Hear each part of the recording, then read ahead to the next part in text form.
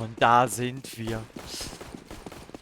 Es ist angerichtet, meine lieben Freunde.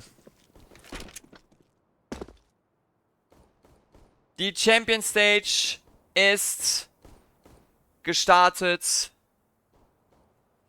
Und hier wird einer dieser beiden Teams heute den kürzeren ziehen. Wird es wieder der FaZe Clan sein gegen Heroic?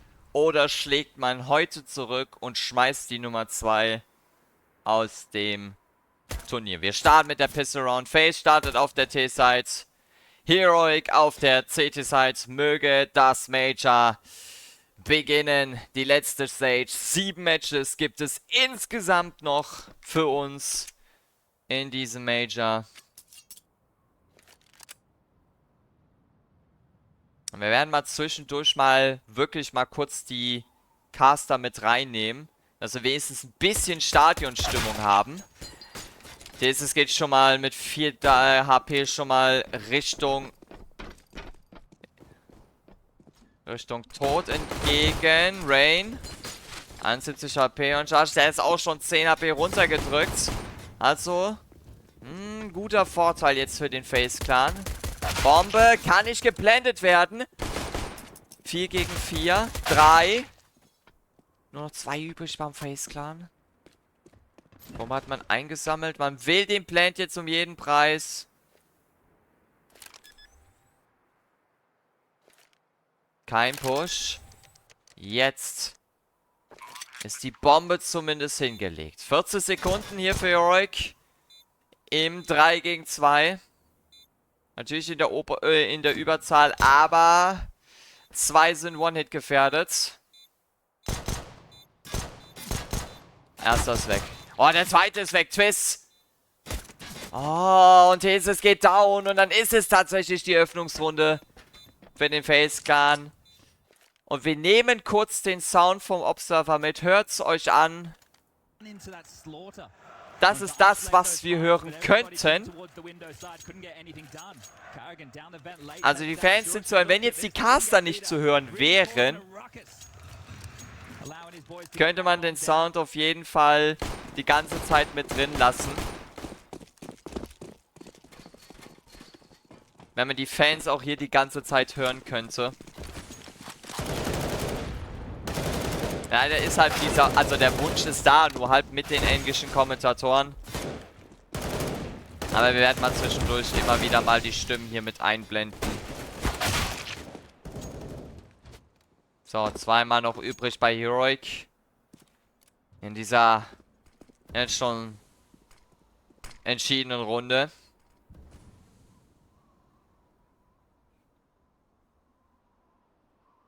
Ja, Thesis in der Lobby, aber Twist hat die Ahnung. Gut gespottet. Twist ohne Probleme. Und dann ist es nur Josh alleine gegen 5 Mann. Mit seiner Pistole. Ja, Chance ist gleich 0. Robs dürfte ihn jetzt noch spotten, das ist der Fall. Und dann steht es 2-0 zwischen FaZe und Heroic. Zum Start hier in diese Begegnung.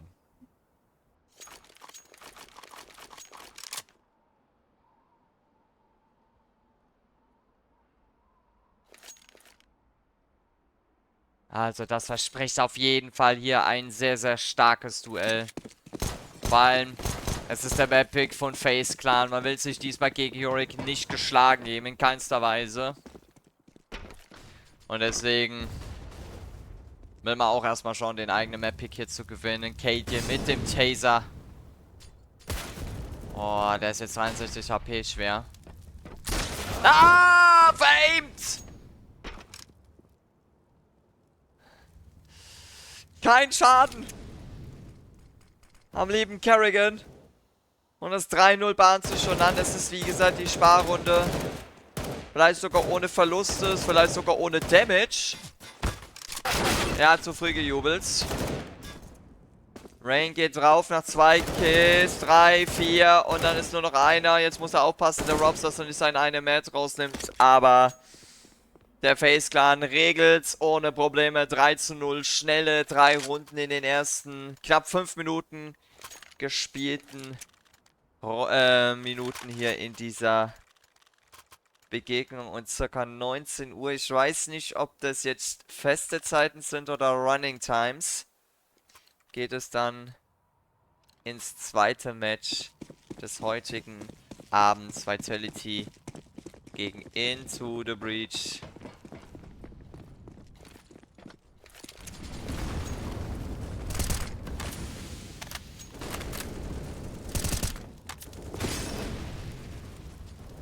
Jetzt die erste Waffenrunde hier, richtig. 4 M4, eine AWP. Hat man dabei. Und rein geht's.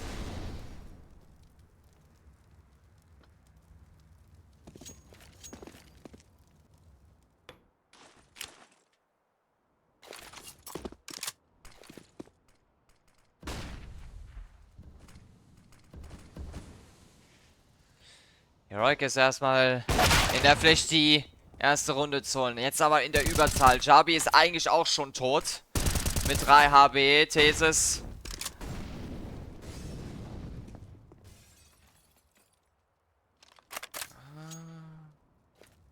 Einfach erstmal Ruhe bewahren.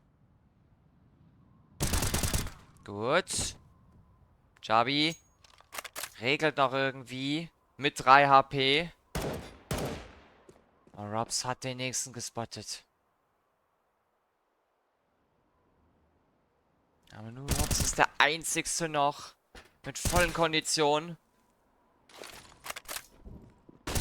Oh, gut. Schön.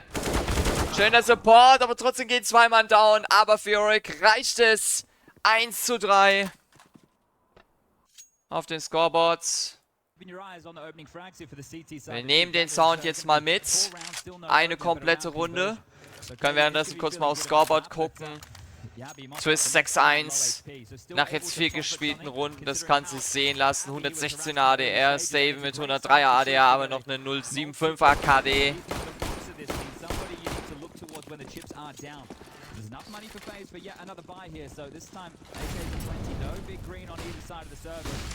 Wir nehmen jetzt mal den Sound eine Runde mit, um auch mal die Fans ein bisschen hier hören zu können.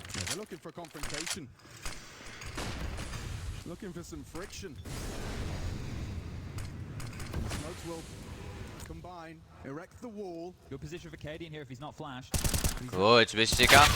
Schöner Refrag. Rain mit einer Vermutung, aber einer guten Vermutung. Staven ist bei ihm. Jetzt hat er die Infos. Aber Rain vermutet, dass er ihn outplayt. Oh, das ist gut. Schön gemacht. 3 gegen 4. 1 Minute noch auf der Uhr. Jetzt muss FaZe nachsetzen oder gibt es die Folgerunde für Heroic? Ja, die Nate, die richtet gar nichts an. Okay, auch wieder runtergedrückt. Oh. Josh, was macht der? 21 HP, findet Twist. Hält sich zurück. Und er kriegt keinen. Das kannst du mir nicht erzählen, dass er da gerade keinen kriegt. Josh im 1 gegen 2. Kriegen wir vielleicht den ersten Big Clutch hier? Nein. Leider nicht.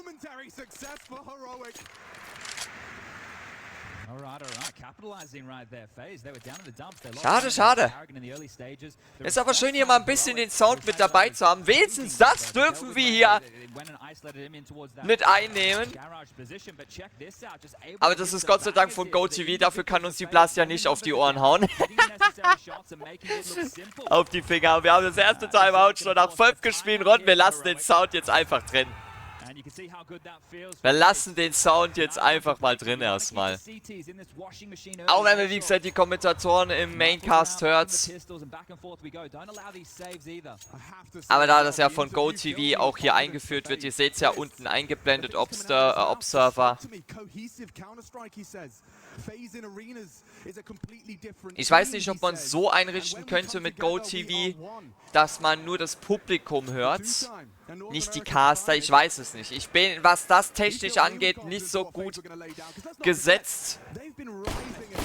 Aber wir hatten es ja schon mal, das ist eigentlich bei jedem Surfer, bei jedem Major der Fall, dass man dann in der Champions Stage auf einmal ja auch den Sound aus der Halle mitkriegt. Zwar mit den Castern, aber Hauptsache hier irgendwas.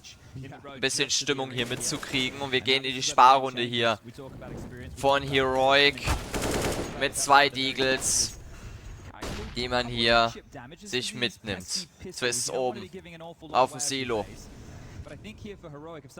Hält sich gut zurück. Hat aber kein Interesse natürlich jetzt diesen Headshot zu kassieren. Robs kriegt er den ersten. Ja, kriegt er. Zweiter Mann ist auch noch da. Aber dann dreht er sich jetzt weg. Stave mit einem schönen Frag an Kerrigan. Jubby weg. Ein Mann nimmt man weg, aber er hat halt keine Waffe.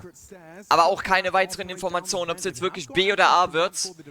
Aber mit der Zeit wird man es langsam dann auch wissen, dass es der B-Spot wird. Und Staven. Oh, komm. Sneak wenigstens einen. Oh, schade. Kerrigan ist weg und Staven dreht sich irgendwie weg. Das kann ihm jetzt zeitlich mit dem Timing ganz zum Verhängnis werden. Ja, FaZe rusht nicht. Die haben es nicht eilig. 2 Mann nur übrig und dann kommt die Info mit der Tür. Und die Bombe ist down, aber der Refrag von Robs, der war wichtig. Der war wichtig. 20 Sekunden noch auf der Uhr. Bombe kann gelegt werden. Rain nochmal Glück gehabt, aber die Runde wäre so oder so aus meiner Sicht an FaZe gegangen. Mal mit einer Pistol kannst du hier nicht wieder ausrichten. FaZe 5-1 vorne nach 6 gespielten Runden.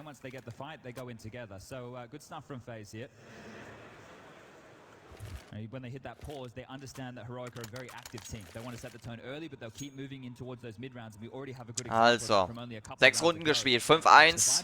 FaZe vorne auf dem eigenen Map-Pick bisher. Macht man das ganz gut. Da kann man echt nichts sagen.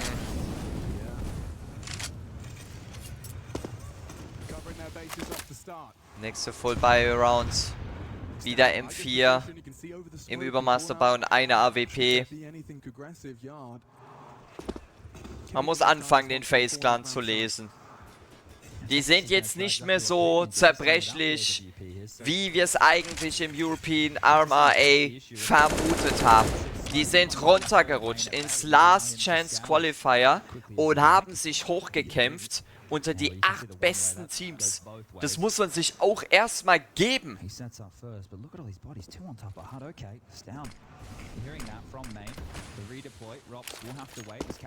So.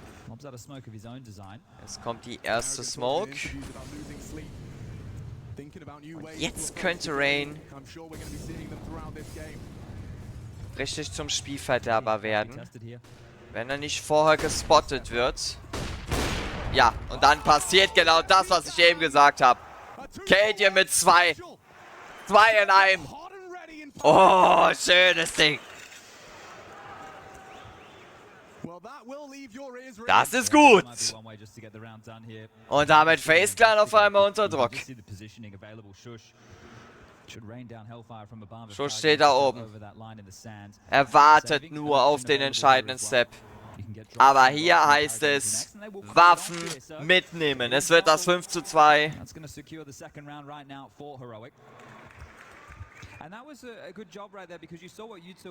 Auch die Fans sind anwesend. They're throwing a locker smoke as well as a main smoke, which means you normally want to scale around towards heaven. You want to go yard to warehouse, around to heaven, but they didn't force that ramp rotations. KD and AWP, they're in the replay. Also die Stimmung ist zu hören. Und kleine Information auch, was das Major angeht. Das Major ist ausverkauft tatsächlich.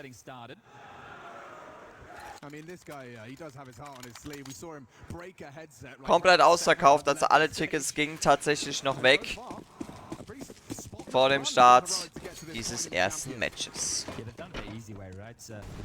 Besonders interessant wird es am kommenden Sonntag im Grand Final. We're able to combine consecutive rounds. A different smoke wall, as you can see. Brokey just chilling in spawn. He's got a couple of those at his feet to lob out. You can see the change in the setup. Wir ganz geduldig abwarten. Erstmal die Smokes legen. Dass man denen erstmal kein so großes Sichtfenster gibt. Falls es wirklich B werden sollen. Jetzt Twist. Wurde gespottet, die Bombe liegt down. Das ist gut, Brokey. Oh, das ist gut, Yabi. Ei! Oh, der Kill tut weh. Aber noch ist die Bombe nicht wieder unter der Hand von FaZe. Man vermutet, dass vielleicht noch ein Mann kommt, Steven. Hat keine weiteren Informationen. 50 Sekunden. Knapp.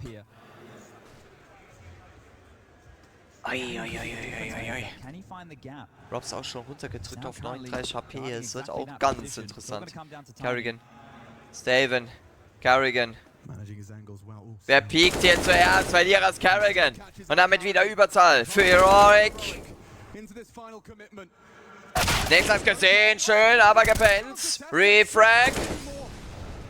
Noch zweimal übrig. Robs. Auch er ist weg. Jawohl. 3K. Von Josh und dann steht's 5:3. Es bleibt spannend hier in dieser ersten Map. Tidy work when they come his way. He's able to pick him up with ease here. Yabi with a bit of a mare on this one. He has to not get in his head about that one, right? Yeah, you can see the frustration from Yabi there. And it is. And they've been Die Caster haben Spaß, man hört's. Die sind auch so gehypt auf diese Champion Stage.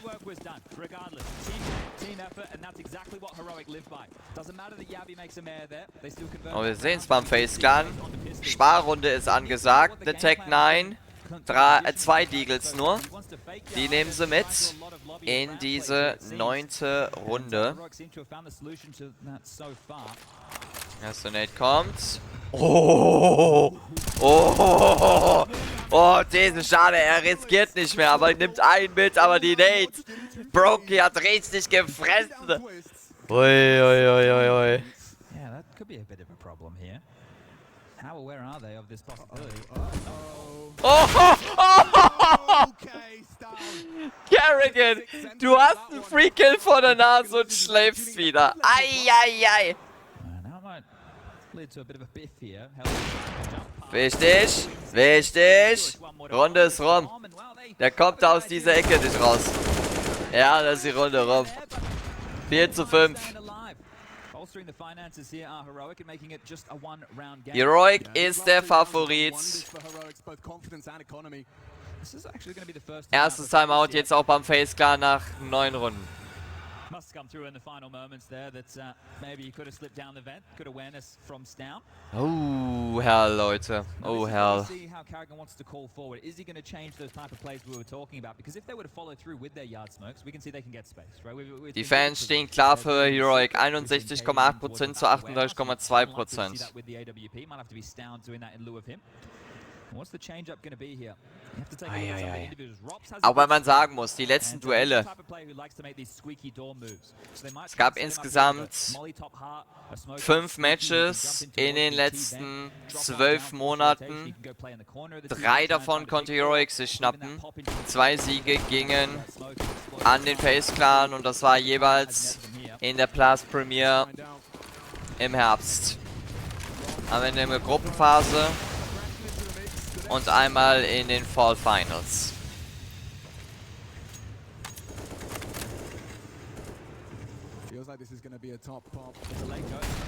Es wird ein magisches Duell hier. Carrigan geht als erstes weg. Twist, Ray, Robs! Was ist mit Jabi los? Der ist ja on top drauf, der Junge hier. Und Brokey ist wieder alleine.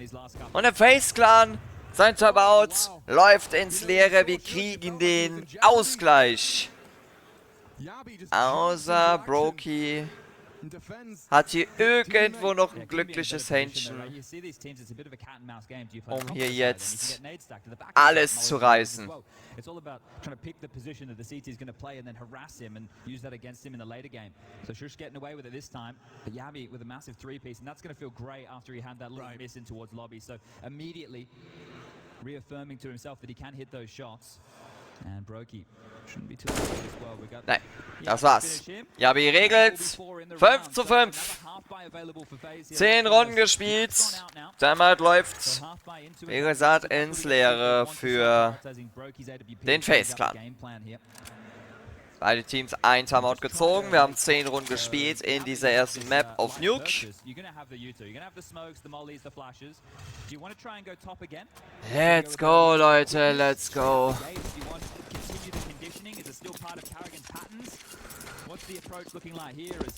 Rein geht's in Runde Nummer 11.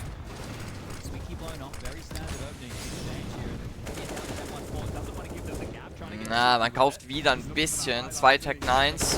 Eine Nägel einmal. Dranbleiben. 2. Dritter ist auch schon gespottet worden. 3. Und dann ist es schon wieder gelaufen. Rain.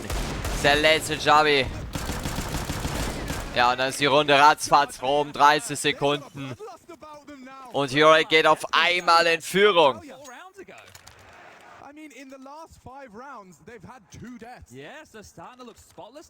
Ah, das ist eine interessante Statistik. 2 Kills nur kassiert in den letzten 5 Runden. Holy. Ja, das ist ja echt interessant.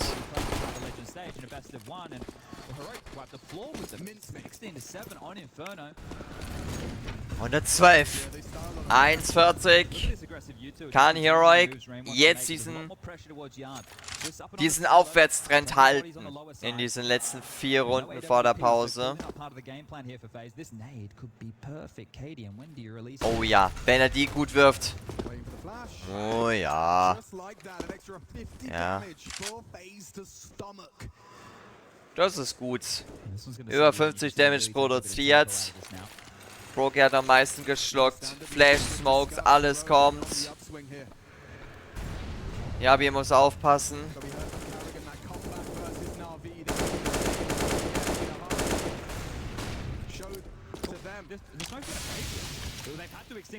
Man pusht jetzt hier einfach durch, aber Kerrigan wird hier abwarten.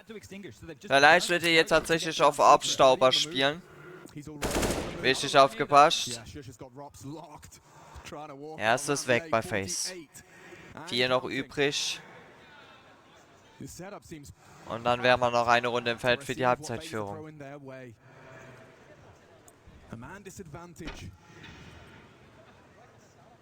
Will one of these superstars step up? Look at the time though, and look where the bomb is. 30 Sekunden. They can't find it. In the sense that Oh, das wird jetzt übel für FaZe. Einmal weg. 2, 3, Bombe down. 15 Sekunden, die Runde ist gelaufen für FaZe. Twist muss retten. Kann er nicht. Yabi auf 19 HP runtergedrückt. 7:5. Zweites Timeout jetzt beim FaZe-Clan. Wir sehen, jetzt ist die 6. Runde jetzt in Folge für Heroic. Und FaZe-Clan hat auf einmal hier gar nichts mehr zu melden. Yeah, the biggest issue right now for FaZe is they can't get any space. They're getting corralled early by the U2. When they were forcing rotations, Josh mit 10:5. Aktuell die beste Statistik hier aufzuweisen mit einer 2er KD. Headshot Rate lässt aber halt bei Heroic ein bisschen zu wünschen übrig, aber egal. 3 Mann mit weit über einer 80er ADR zum Start hier in diese Begegnung. Loose-Bonus bei FaZe komplett.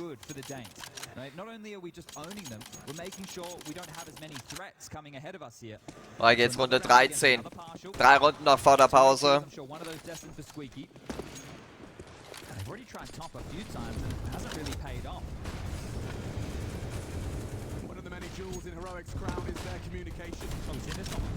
Oh, guter Versuch von Steven. Ne. Die Runde ist auch gegessen. Die Runde ist auch gegessen für FaZe. Einer ist gedroppt. Ah, die Nate hätte lieber runterschmeißen sollen. Rob's weg, Rain ist runter. Die Bombe liegt aber auf A. Und da ist er schon wieder. Gegen Yabi wird das Duell dann aber auch verlieren. Oder Cadian übernimmt den Rest. Und dann ist es die Halbzeitführung jetzt für Heroic. 2 Runden vor der Pause. Auf Nuke.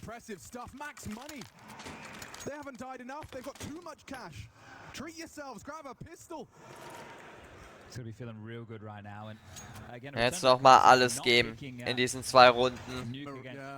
FaZe braucht die Runde.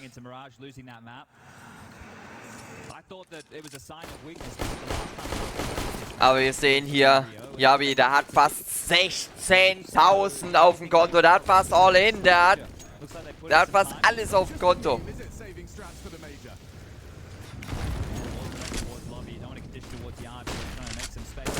Yabi wird die 16.000 gleich wieder voll machen. Yabi ist down. Schön. Oh! Was ist los mit Heroic? Die schmeißen den FaZe-Clan ja weg. Förmlich so, wie sie gerade rasieren. Und dann ist nur noch Rain übrig.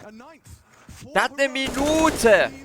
Boah, gucken wir uns, dass er vielleicht die Waffe saved. Und dann ist vorbei. 3 Mann haben jetzt volles Budget. 16.000 mehr geht nicht in der letzten Runde dieser ersten Hälfte. Das ist ja nicht normal. 8 Runden in Folge für Heroic. FaZe gut begonnen. 5-1. Und seitdem reden die hier nicht mehr mit. Erste Runde hier dieser ersten Hälfte.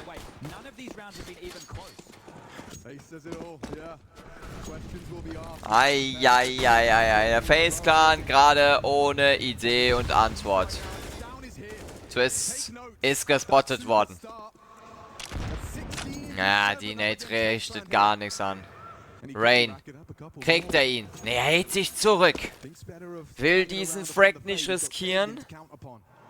Kann man nachvollziehen. Cadian hat eine gute Position, finde ich.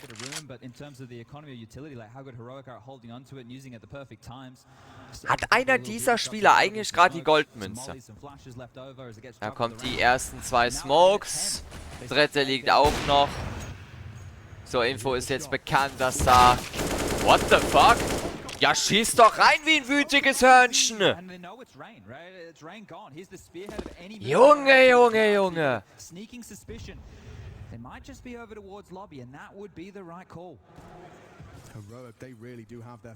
45 Sekunden, FaZe-Clan. Entweder verkürzen sie es auf 3 oder werden in 5 hinten liegen. 2 weitere Facts und saven.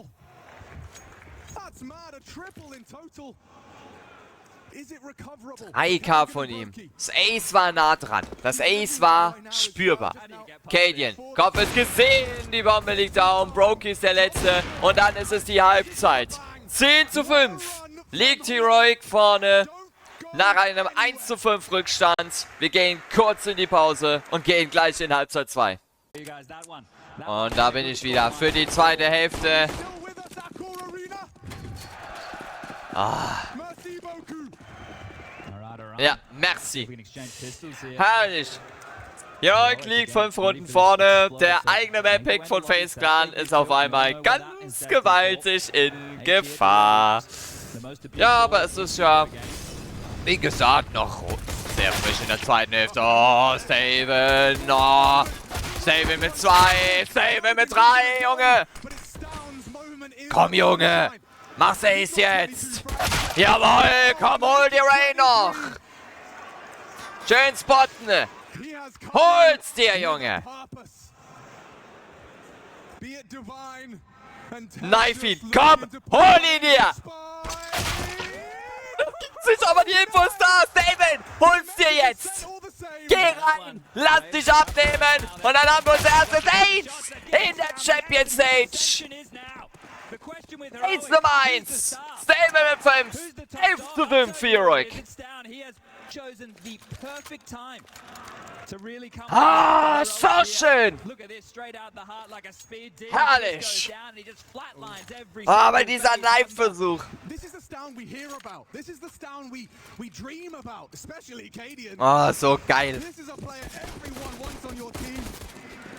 And you talk about the absence of frags from FaZe. Well, add them all up. I think Stound's pretty much neck and neck. Und diese Caster jetzt im Ohr noch mitzuhaben. Das ist es, das macht gerade richtig Bock. Ah, das macht so Bock.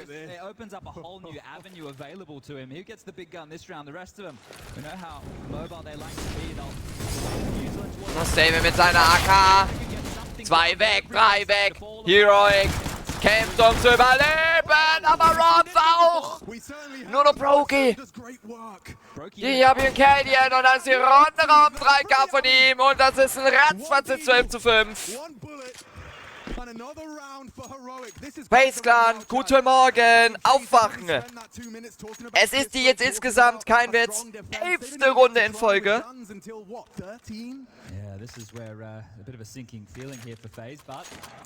Unfassbar.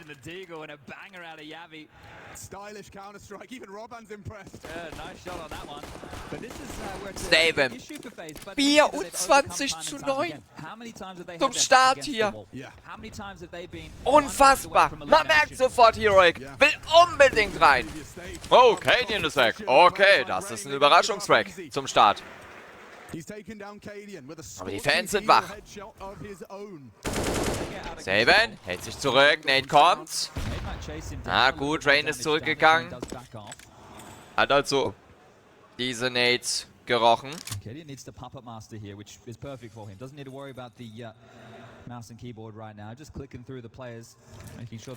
4 Runden braucht Heroic noch.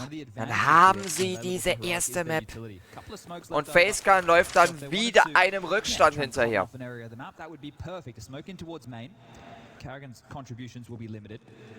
And a bit of a gamble has been called out of Karrigan here. We can see where the lion's share of the CTs reside. They need to make a dent elsewhere. Aber hoffentlich wird das hier nicht so eine Geschichte wie bei Navi gegen Monte.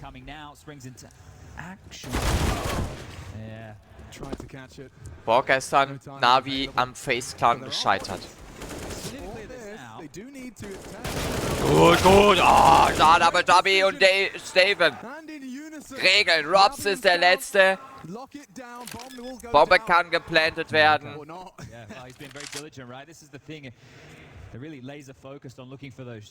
Kann Robs noch was richten? So, und jetzt sind es noch 40 Sekunden. Für Heroic. 1 gegen 2. Aber Robs wird da kein Risiko wahrscheinlich eingehen. Nimmt die Waffe mit. In die 19. Runde.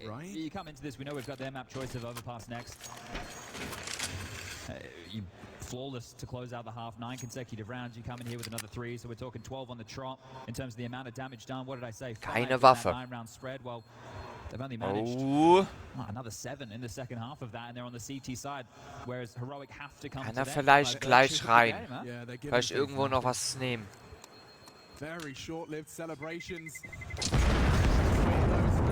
Oh nein, nein, nein, nein! Ah, das tut weh beim Zusehen.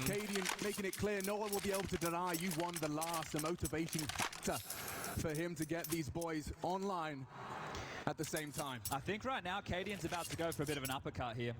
He's invested. He had so much cash money as there it is. Yabi taking down Robs, the final foray for him. But check out the purchase here from Cadian. Heroic macht gerade so Spaß. Die 12. Runde in Folge. Steven 25:9, 2,5er KD. Weit über 2,5. Lining up you two. It's gonna be a pop and go. Will there be even just a glimmer of hope in this back pick? Robs tested. Look at the schön. Und wieder gehen sie an der Seite weg. Es wird B. Und das scheint jetzt auch zu funktionieren für FaZe.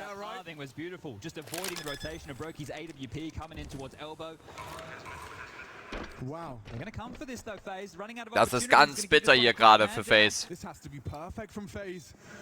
Primed and ready. Damage from Shush. Dips away. Smokes are back in response from the Carrick und Co. sind jetzt da. trying to forge a path. Team Flash. Shush. Oh, Josh muss über sich aufpassen. Carrick! The bodies are dropping. Only one. for Der FaZe geht gegen to Jesus ist als erstes down. Einer. Und dann ist nur noch Broke. Yeah. And it's Yabby to close. This Und dann is steht es heroic at their 14-5. best. On the big stage. And Yabby Ah, ist das top of gut. the scoreboard. That is signs of life from their stars. Look at this. Look how blind he was. Look at all the time in the world to take down Robs. Look at his screen. White. And then fades to black. But this is the details. They've obviously prepped and ready for this map. Heroic. I think they're expecting Nuke to be picked right here because they have intentionally isolated Robs. Steven, 25:9. Wir gehen mal ganz kurz drauf ein. 277er, 242er Jabi. Und der FaZe kommt gerade mal mit einem Mann über They are 07. dismantling FaZe on their pick. This is Heroic ist der Favorit auf dem Papier. something to behold. Und sie sind 2 Runden vom Map-Stil entfernt. The different elevations of Counter-Strike. As Heroic have struck. Und der FaZe weiß, dass wenn sie die Runde jetzt auch verlieren, wovon auszugehen ist in erster Instanz, dass der FaZe hier eine riesen Aufholjagd zu starten hat. Vielleicht haben sie jetzt Glück. Und Kerrigan und Brokey können hier vielleicht einen spotten. 1, 2. Immerhin 2 von Kerrigan. Es ist mal ein Anfang für diese Runde. Ein kleiner Anfang. Very quick to evacuate. Yeah, and rifles to be picked up, so Rain, well advised here, has found himself something to work with. 35 This Sekunden. is info, right? This is a lot of info from Rain. Yeah, you can see he has to probably clear off towards heaven and hell as well, just in case, but aware that they have dipped on back to lobby for sure now, and that confirmation will echo into the headsets of Twist and Rops, who are both posted and at the ready, but a risk has to be taken. You have 25 a weapon Sekunden. disadvantage, but right now 3 the time is your AKs. biggest Javi. Smoke, very helpful. Wichtiger. Überzahl für den FaZe Clan. Und dann haben sie die Runde. Ja, dann haben sie die Runde. 14:6. Der FaZe Clan schafft es. Nach sage und schreibe 13 Runden in Folge, die man verloren hat, wieder mal aufs Scoreboard. Wir kürzen zumindest auf 6:8 und es ist das zweite Timeout bei Heroic. Aber das dient jetzt eigentlich mal nur kurz, um die Jungs runterzuholen.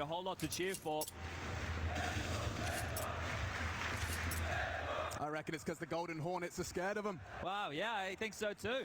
Knowing that this is one of the bigger names to try and take on Vitality here, if they can make that dream run on home soil, but that streak will finally be broken. What are we talking? 13 consecutive rounds before FaZe have something else to say. Second timeout, exist on the mic.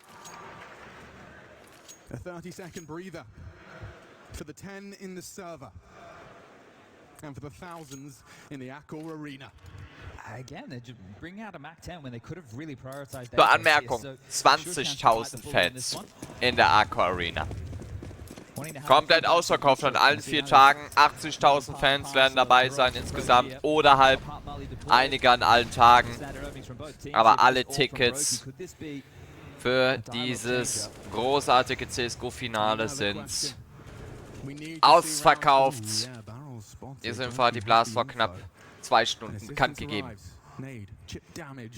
Steven. Alter, die Infos. So ist Great Jabi. Überzahl zumindest erstmal für den FaZe Clan jetzt.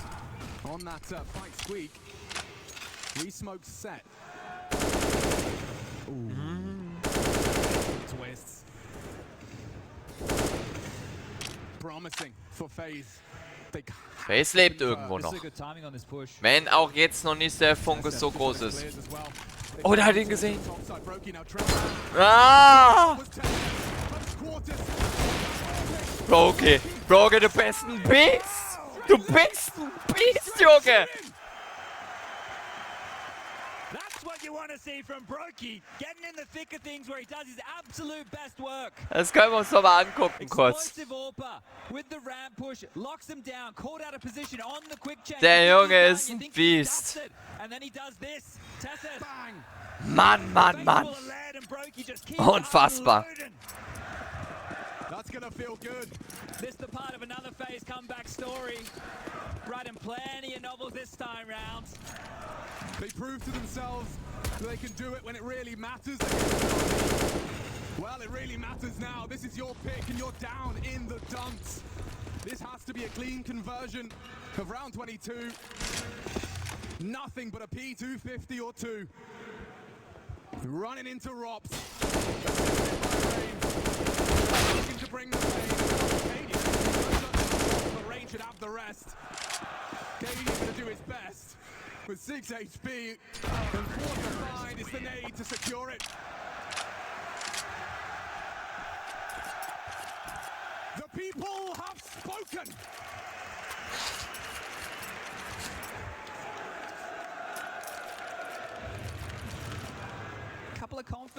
Die Fans sind anwesend.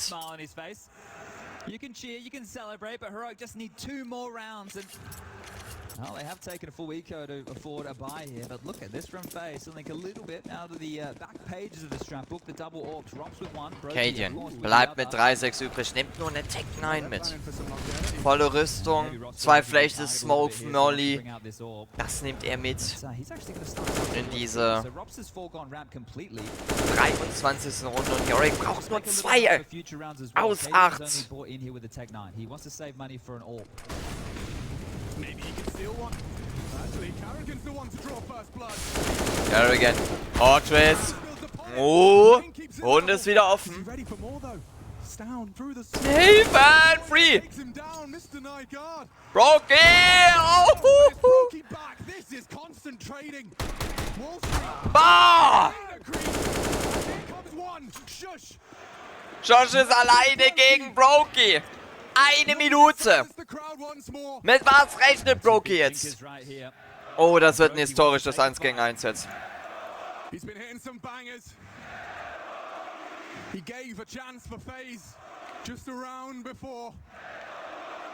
er es ganz klug anstellt. Warte, genau, das die Infos hat er und jetzt muss er Tempo machen. Die Infos hat Brokey jetzt. Nein, der hat die Infos gar nicht. Er kann blenden! Und Brokey hat gar nichts gehabt! Ich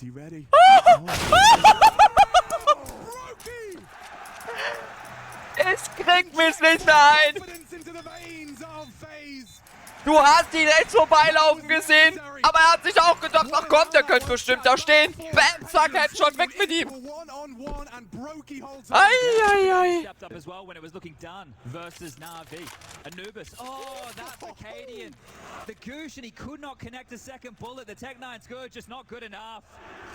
Oh, they're starting to believe now, Chadney. You gotta love a Russell Van Dolkin pop-off. He saves them for special occasions. And he's feeling himself right now, the team. Holding on. 2 aus 7. Nicht sehr viele Chancen kriegst du hier auf dieser Map. Oh, my God, I told you, he's feeling himself. Yeah, he's not alone, has this orb. Overwatch here from Brokey. Okay. Just facilitating twist. Enough bait. Oh. Oh. Er muss nachladen. Ah, aber Carrigan kriegt ihn trotzdem. Und FaZe ist irgendwo am Leben gerade. Die Fans sind da. Aber Chance im 1 gegen 5. Und Robs beendet diese Aufholjagd.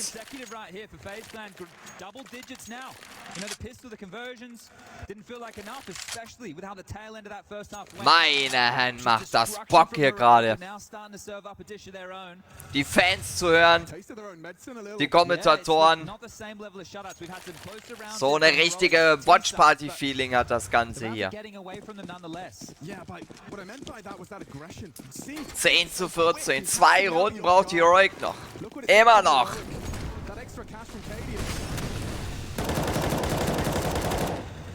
And a Molotov cocktail. Drops right down. He might get caught off guard here. Raps, hast du's? Er hat's gehört. Wenn sie den jetzt erwischen. 1, 2, das angehittet. Ah, schade. 3 weg. Und der letzte fällt auch gleich. Cadian. Kurz vor A. Alleine gegen Kerrigan. Just at the end, Mr. Cadian. But now he's got no teammates left. Er hat ihn. And he falls to Er hat his ihn. leader or rival leader. 14-11. Timeout Heroic. All right, well, this is going to be timeout number 3 from Heroic now, starting to feel the pressure. Been in plenty of finals. Yeah. This might even feel like one here today. A big matchup for both of these teams. We didn't mention that head-to-head a little bit earlier where it was pretty easy for Heroic, and I think they thought that's exactly how this one was going to go. They had a commanding lead, a massive lead. Looks like they were going to close this one in style, and it's been turned on its head. Neither team really able to establish themselves on the T side with patterns or areas of weakness. So some good calling necessary here from Heroic if they want to get this one closed. Unfassbar. And take it to their map choice of Unfassbar, was hier die Jungs uns gerade abliefern. Those orbs are working. Das macht so Bock. Aber wenn das so weitergeht, dann könnte sich hier noch echt eine Overtime anbieten. Twist ist weg. Spam straight through the hut. Twist will go down. What year is it? Yeah, we saw Twist trying to harass topside in that first half. Oh, and this is necessary Javi. right now. Rain. Oh, Has to fortify this aber du position on his own. spottest den da oben nicht. AWPs of Robson Brokey to work. Cadian, 55 HP. FaZe will struggle to stomach. 2 Mann, aber Javi. Can he? An den Kopf gesehen, erster haben sie. Gegen den zweiten keine Chance mehr, aber der zweite Master, aber Brokey trifft nicht. Aber er muss da weg aus dem Molly. Forced to reposition. Und Steven! Bisschen geschlafen. Of heaven. Because the rest of his team descend into Bombe liegt. Robs nimmt ihn raus, 3 gegen 3. Die Bombe liegt, 40 Sekunden der Druck. and a whole lot more. Immens jetzt beim Facecam. Available. Kits are plenty. It's about bloodshed now. Oh, Cadian. They could finish him if 7 they can. HP. Great one back. Long range headshot. Kerrigan weg. Robson Brokey. Und dann ist nur noch Brokey. Und er muss gucken, dass er die Waffe vielleicht mitnimmt. On its way for Heroic. Starting with that shush wall bang, and they run with it. You gotta close if you're gonna find an opening like that. Er nimmt die AWP mit. That's gonna be it. Heroic, 15 founds. Und Heroic hat die 15. Runde auf dem Konto. That was quite the run. 6 on the trot, and then 1 back. They've seen Map the point 11 scoreline before, für die Nummer 2. but it has to be perfect. It has to be perfect if FaZe want to see OT on their map pick. This is how it began. What a gift. Oh dear. Frustrating death there for Twist as well. Big shot here from Tessus. Wow. Denies the retake, and then they just have to lock them down towards the double doors. So great work there from Heroic once they had that lower side control. Du hast noch eine Runde, die du holen musst. Du hast 4 Chancen. Und dann nimmst du den Facegun die Map weg. Ja, schieß doch einfach wieder rein. Kerrigan. 9 HP. Oh! Okay, die wehrt sich. 2 weg schon beim Facegun. And he's coming, fighting forward. Das war ein Free-Kill. Out Yabi. Oh, den nächsten hat er gesehen. Spotted or not. Oh, schön. Good headshot. 1 gegen 2. He's pulled off a round or 2 in his time. And he will get the chance to get that Und bomb jetzt down. 2 to 5. haben sie die Infos. Close. He thrives in moments like this. Hol die All Waffe eyes on raus. him. Guck nach rechts, Junge. Advancing. Looking to catch a timing. Nein! It's not to be. Robs closes it up. Boah! Goal again. Also dieses Match hat jetzt schon Spannung, aber wir haben noch nicht mal die erste Map probiert. Missed the clutch right there. Oh Gott, krieg ich Gänsehaut. Pull off 1 or 2. I think he needs to make it a 1 on 4 or a 1 on 5. Yeah. He really wants to pull out a factory here. 1 on 2. Maybe not what he's getting out of bed for here, but good harassment towards the top side. But this is a heads-up move from Twist. You have to really accredit Rain here. Finds his way up towards the heavens, and Raining down damage towards that onslaught towards the top side. Now it's just a 3-round game. 3 rounds away from FaZe taking us to OT here. Heroic with another plan. With some decent cash to splash to keep this one at least as close as you like. Is this the type of buy where they finish it? Squeaky blown off once more. Pressure being felt. FaZe hat eigentlich nichts mehr zu verlieren. Nur diese Map. Erster ist weg. Refrag von Jabi. Taze ist weg. Robs. Gadian nimmt ihn raus. 2 gegen 3. Wieder Unterzahl für Heroic. Und eine Wasserflasche ist schon leer und die erste Map ist noch nicht fertig gespielt, wie gesagt. Das bedeutet, es kann hier ein ganz gewaltiges Ding werden hier noch. Overtime in Map 1. Oh, Twist.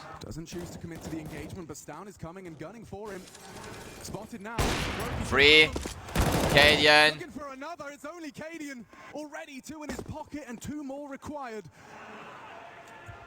But look at this, they're stalking him. Rain's coming as well. Brokey spotted. Surely you've seen him now. Ja, dann ist die Rolle rum. 13, 15. Die Bank dankt.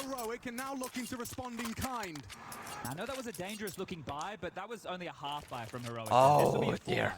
Mac 10s and 2 AK short. This is all the goodies. This is Cadian bringing out his AWP. Timeout. Heroic. This is full util Setzen across ihr the board. letztes. This is the time for Heroic to get things done. And yeah, as you mentioned it, the last chance for Exist to get on the mic. He knows what it takes to win a major. Can he help his boys get across the line here on map number 1? The pressure will continue to mount if we go to overtime, and maybe then the script gets flipped and FaZe become the favorites after being down in the dumps. If they keep proving to themselves that they're never out. When they're down. Was ein schweres Ding jetzt hier zum Start. Es ist die erste Map. What are we talking? 14 to 5. It goes a long way. 14 to 5. But if you never give up, if all 5 still believe, Heroic start to doubt themselves. Exist. A deep exhale. As he probably holding his breath. As we head into round 29. 14 zu 5 standest du. 9 Runden jetzt aufgeholt. 2 Runden. Braucht FaZe noch für die Overtime. Do this one by the book, and you can see that one way that's just been established there. So this means Cadian has to slow down his yard progression. You can jump on top of the warehouse and play around that smoke.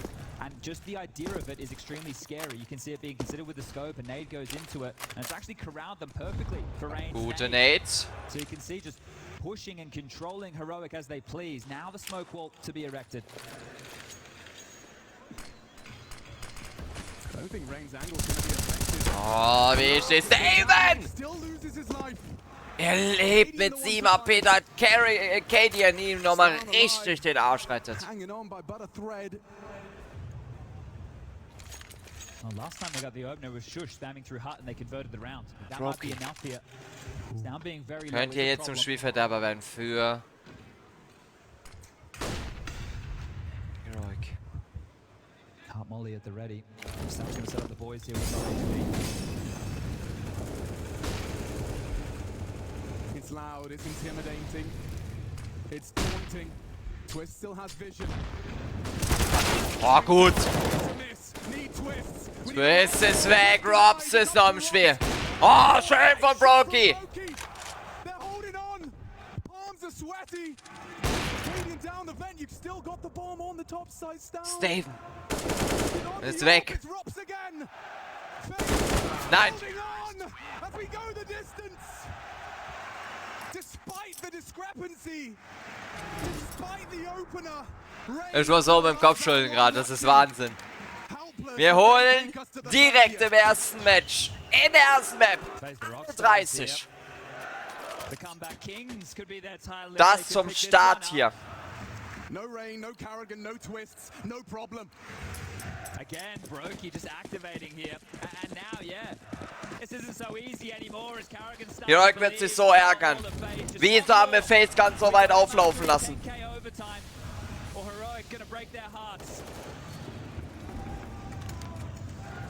Oh, this is all 5. Oof, it's got to be the call, hasn't it? This game of chess between the two leaders, as well as, of course, all the components. There's only one move here. This is the shove all in. Look at the util that is left over after this smoke wall. Gut von Rain. Passes is already gone. Rain and Yard, a potent mix we've seen on the major circuit before. A major MVP. They got no util. No util. Nothing And at a all. minute and 10 seconds. You got to close the round here with bullets alone. Limping Broken Robs. Die werden jetzt ganz gefährliche Gegner. for this comeback phase. Erst 2. He does not surrender. Das ist Wahnsinn. He does not go quietly. It's Yabi to silence him. And it's him and Cadian looking to throw a heavy blow in a 2 versus 3 for all of Twist Nuke, gegen for all of the Cadian. hardships. Twist anticipating contact. Der ist wichtig. It's got Sarah. Der ist sehr wichtig. Good one back. It falls to Carrigan. Have Heroic done enough in their final chance? Da kann die Fuse Kit. Das war's. Die Map ist Geschichte. Mr. Anderson looking for Und das war's. 16 zu 14. Gewinnt Heroic die erste Map. Geht 1:0 in Führung.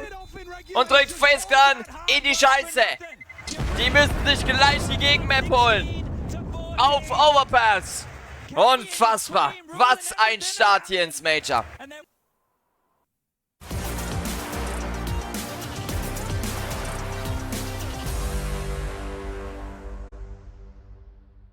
second map. Will they continue to dominate? Es geht los. Map 2 zwischen FaZe und Heroic.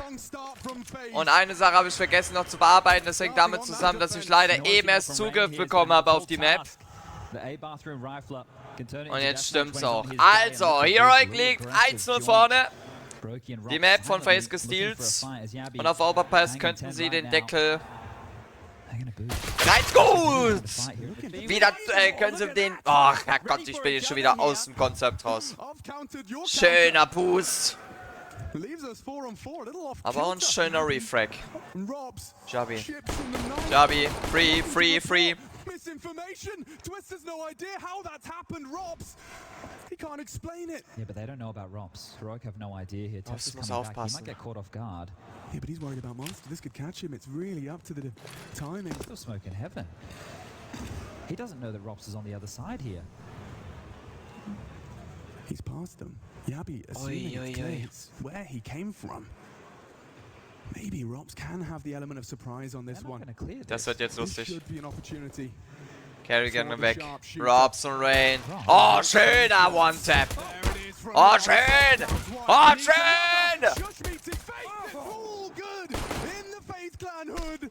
Lockdown. And a 1-on-2 for Yabi. Jabi wird jetzt rechts gesneakt. Comfortable on this stage, but he needs to get that bomb down. Time against him.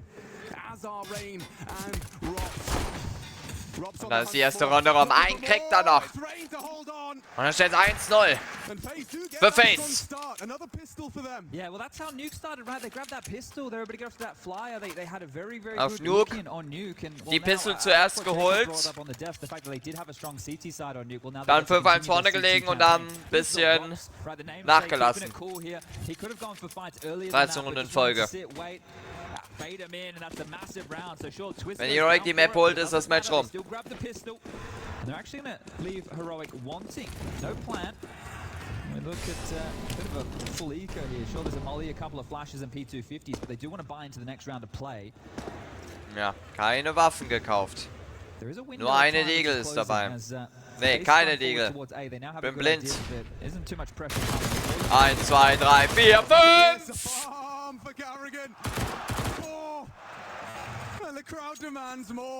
Boah, was eine schnelle Runde hier vom FaZe Clan. Yeah, exactly. $2,400 farmed up for the longevity of this defense. What are they going to operate with? Ja, though? They're einmal gonna kurz upgrade rasiert through. worden. Carrigan, 2-0 FaZe. money right here, and it's going to be great for the confidence to just line him up and take him down in that type of a fashion. He's singing ABBA in his head right now. Money, money, money. All right, well, we know that Heroic were going to go for this buy.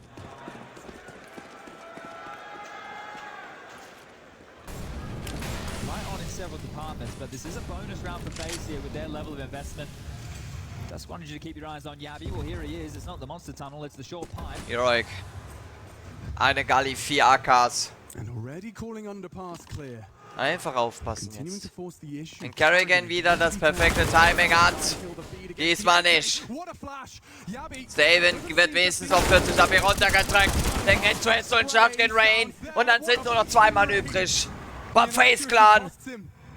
Und Robs schon im Backstab. Aber er hält sich noch ein bisschen zurück. Yeah, bomb's confirmed right now. I'm not sure Robs is coming for this right now, just hanging out in the club. Crying, his teammates are in the dirt here, but some exit, that'd be tidy. Brokey. Die Frage ist, hat Robs Informationen schon? Rain felt like he had the jump there, literally through the smoke. Jetzt dürfte er die Steps gehört haben. Yeah, sure. Some damage Hat aber done. Heroic Nothing Informationen. converted here, and Jabi Heroic 2 will get their LP. first T-side rounds as- Look how Und dann terrific ist es they're die being. erste That might have a Runde. good idea. Für Heroic ganz schnell aufs Scoreboard gekommen. Oh, Jabi hat eine Vermutung. Jabi weiß es. Jabi weiß es. Jabi wusste es.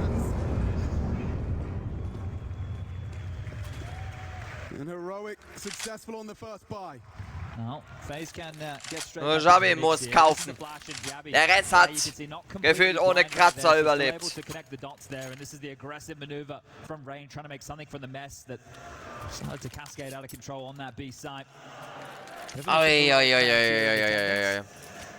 Not the crowd favorites, that's for sure, but still trying to make some noise as Brokey, he's going to upgrade into an AWP, and Carrigan will get the good graces of that scout, so still something to wield here. Was Once ein more, Viertelfinale zum a head Start. start for Heroic over towards B. Wir können eigentlich das Ganze nur genießen. Wir lassen die Kommentatoren ihren Job machen.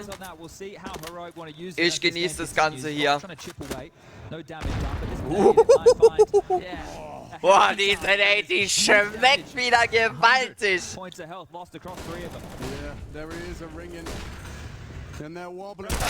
Oh, Jabi. Oh Gott. Was ein Rumgetrade hier. Oi. And look at the pressure from Tessus. He gives them the moment's respite rotation.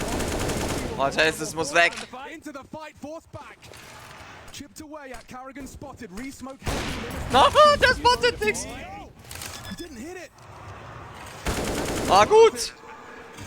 There is Oh, a kit Canadian. available, but it's unlikely Brokey even gets there. He's got the big gun. Can he pick up a big round? It's so valuable into the next as well. Does Brokey fancy his chances?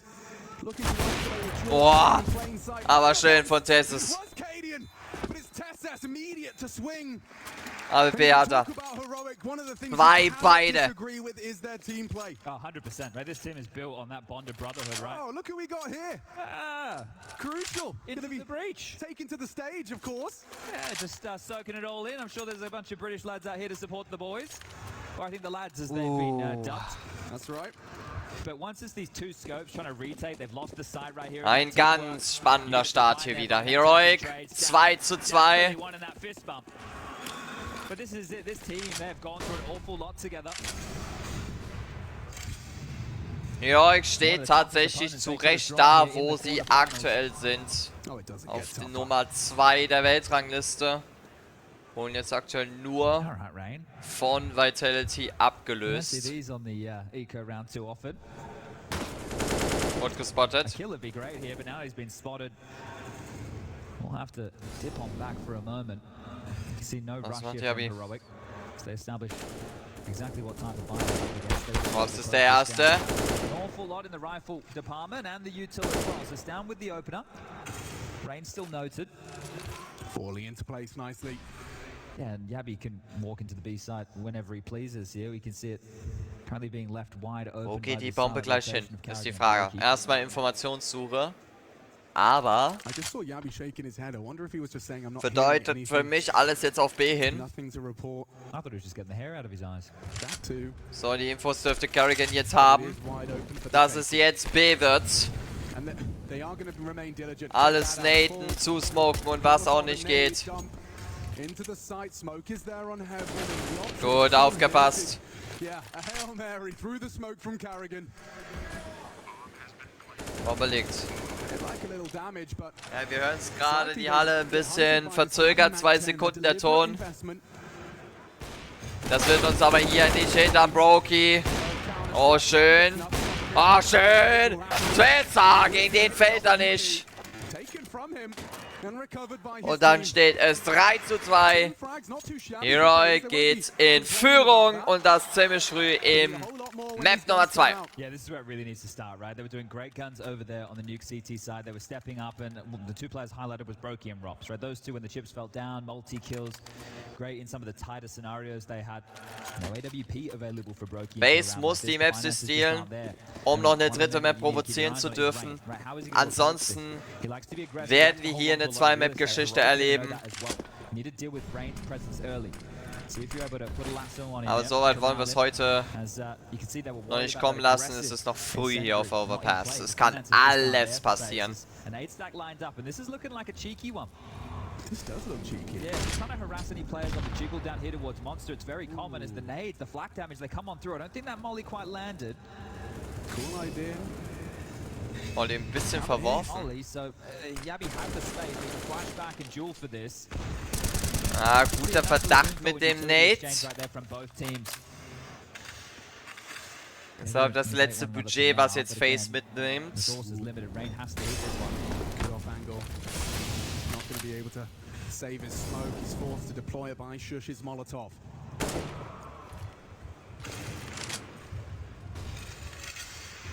Two of them locked down here. Noch eine Nate. Josh hat noch eine Nate. Rain is able to push up and find this timing here onto Tessa. Er ist aber Richtung B unterwegs. It's on Carrigan and Twist for the initial exchange. 1, 2, 3, gut aufgepasst auf FaZe Clan. On the spray and a 2-man advantage, but Tessus, he is coming to play. If he can get that advantage, he's got Rain that could cut Cadian off at the pass. Rain will hear this. Rain is going to hear all of these footsteps right now. So even though they're destined to give this one a crack, if Carrigan can make his way around the world in time, FaZe should have a good idea. Yeah, don't even want to get too far. Rain's got you covered. Yeah, well, that round is done. Tessus. Ja, die Runde ist rum. 5 Sekunden, einfach die AK safen. Big frag posted, just the one from Rain, but it's a nifty one. It confirms the round, even though some handiwork from Carrigan got him with that advantage, so he tied up. 3 apiece. Nice round to win there as well. Not having an awful lot, right? Not having all the goodies, and now they will. Nochmal Glück gehabt irgendwie. So Carrigan there doesn't get flashed by the initial exchange. Steps on. 3:3. Diese nächste Runde ist wichtig. Für beide Teams. Für FaZe, um Heroic bloß nicht wieder weglaufen zu lassen. Und für Heroic einfach um die eigene Map in den Griff zu kriegen. 1:30 in Runde 7 bisher. You can see the 1-2 punch established for this long toilets. Carrigan on that short side committed.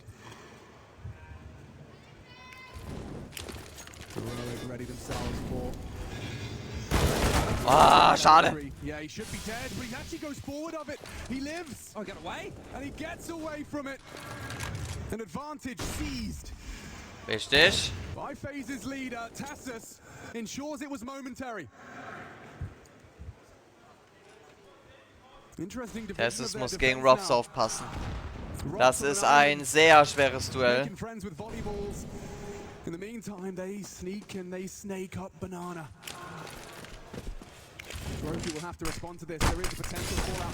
Rocky ist ganz gefährlich unterwegs.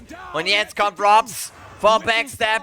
Und wenn sie den jetzt nicht spotten, dann wird's teuer für Heroic.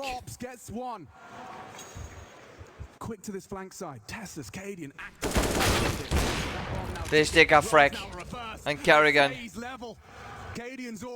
Onto Carrigan. Still a really hard round to win here for FaZe. You can see Twist is having to rotate back in. He's worried about pushes down towards CT. Rob's still working on long bomb, halfway gone. He doesn't know they're both there. And no smoke Rob's long. This Beide Toilets. Oh gosh, Robs does have to turn up the heat now. Speed it up. A perfect post plant now. And no smoke, as you say. This is near impossible. They don't have the time. Die Runde ist rum. Round's over. They have to go. Heroic will take another. Locked on down for 4. Yeah, that right there just wasn't, there was too many questions. You could see even as they were retaking the site, they were mollying. They didn't realize that they had played the most standard setup after the bomb had gone down on the default plan. So just playing in those bathrooms, you can Erstes jump around the Timeout. ladder, you can be very annoying, but this FaZe. is the kill we missed. Testis onto 7 Rain Runden right there. gespielt. And fights going down across the map, and it's a huge kill. That frag from Testis is impact, because what it did was open the door for them to finish towards A. Wir Carry did sind his job towards früh B. Right, he stalled them out. in There's been two dieser opening zweiten moves Map. towards the B side of the map, where Heroic haven't been able to crack Spiel in. läuft knapp 1,5 Luckily, Stunden Testis did bereits. find Rain there. It was a necessary kill, a big kill if Heroic wanted to Heroic have mit a einem good sehr, save sehr, the sehr, previous sehr, round. sehr starken Match Speaking of bisher. save, maybe Rob Arndt wanted Will Carrick to have a natürlich lot um of jeden Preis conversation diesen there, Deckel because they will drauf take their machen first time out, and frühzeitig. they will get another buy available Baseline here muss off the sich back aber of those two wehren, eine saved dritte rifles. Map. But it can't be the same story with FaZe. You can't allow Heroic Wäre to run away wichtig with für this hub. I know it's FaZe. only a one-round game right now, but if they lose this, they'll be broken. They have to Ab eco. dann wird's noch Yeah, and schwieriger. all of their rounds have come. Mirage wird die letzte Map sein. Overpass just leaves a bit of a bad taste in the mouth for me as far as FaZe is concerned. They've lost it twice. Sofern wir zu dem Szenario kommen sollten, dass wir sie spielen werden. Yeah, the bad News Eagles one really sticks out like a sore thumb. Kann natürlich sein, dass wir sie nicht brauchen, Yeah, they're coming to aber the wir sind davon noch früh entfernt, darüber He's reden made zu a können. name for himself in this particular part of the map. Sind noch sehr weit Will entfernt Heroic be davon. able to topple it? Free Kill, Free Kill. Not looking. Not looking, and only the one. His Testison's down. Good for it as they accelerate. Look at the molly. It should contain them. It's down already. Burrows deep into the A site to facilitate the plant. Drops from bank. Ouch. Smoke builds upon it. Carrigan on the flank, but it's Nice Rops. shot. What a shot onto Stown. Limits their chances now. Yabi has to get a move on. Try and assist his leader in closing this one down. Unter 2 Heroic. Two flashes as Oh, well. Carrigan im Backstep. Carrigan crawling. Oh. They've already Carrigan got wird gefunden von Javi. Rops is on one, but Einer B. Nee, kann er nichts mehr and machen. two to find. It's impossible with Rops in the server. A highly impactful one from Robin Cool. And important as well, just not to allow the streak of Heroic to start to build here, right? Making sure that you can go back and forth at least. So that's good work from FaZe. A dicey one as well, touch and go for moments there. But well handled, and a really nice shot here from Rops. You can see just actively looking for those fights. Good stuff from him, really feeling himself today as Rops, and he's going to be a necessary component here as he just keeps going, frag after frag. Denying Heroic their fifth for now. And forcing them into a bit of financial disarray. So, FaZe are working hard for this.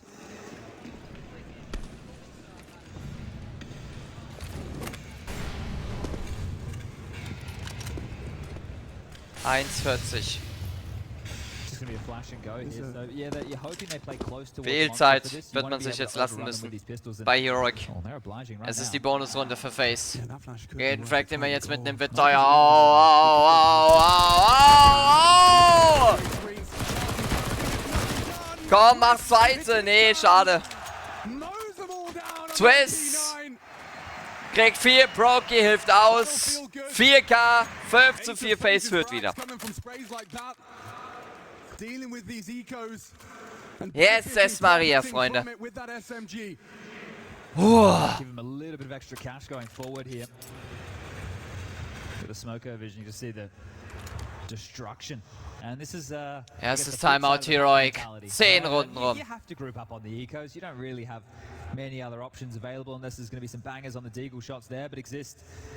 Let's call the first time out of Heroic now. 200.000 Zuschauer. Boah, nee, es sind mehr, fast 200. Nee, es sind mehr, 250.000 Zuschauer insgesamt. Jetzt sind sogar knapp 260, 70.000, die gerade sich auf dem offiziellen Stream der Blast dieses Match geben. Und das ist Bombe, ey. 180.000 auf Twitch, 74.000 auf YouTube und knapp 12.000 auf der Homepage. Der Blast. 2-3 starts, so nothing different.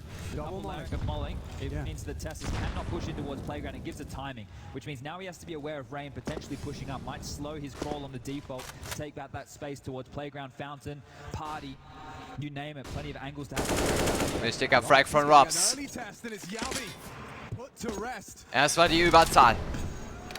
Heroic wieder unter Druck zum Start in diese Runde. See how they really used Rops as the X factor here, is that rotating. Oi. Over towards A, some rounds over towards B, and if he's hitting shots, you can use him as a Bin weapon. ganz aufgeregt hier, wie sich dieses Match weiterentwickelt. Hier kann es eine dritte Map geben, aber es liegt an Heroic, ob man es zulässt. Really like this A setup. Rain and Brokey going to be working together.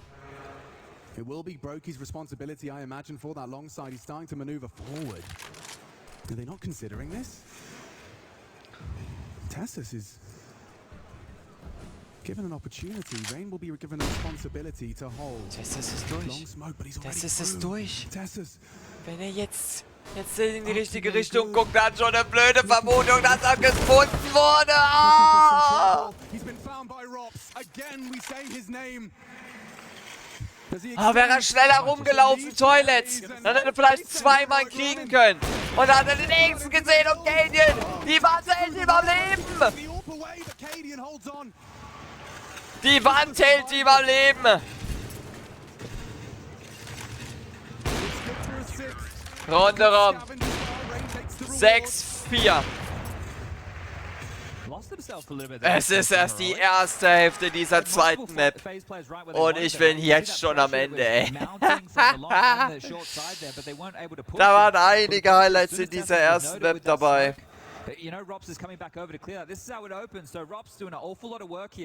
Das spricht auf jeden Fall, dass das hier eine ganz komische Geschichte wird. Über 250.000 Fans schauen sich dieses Match gerade auf dem offiziellen Cast an. Von der Blast.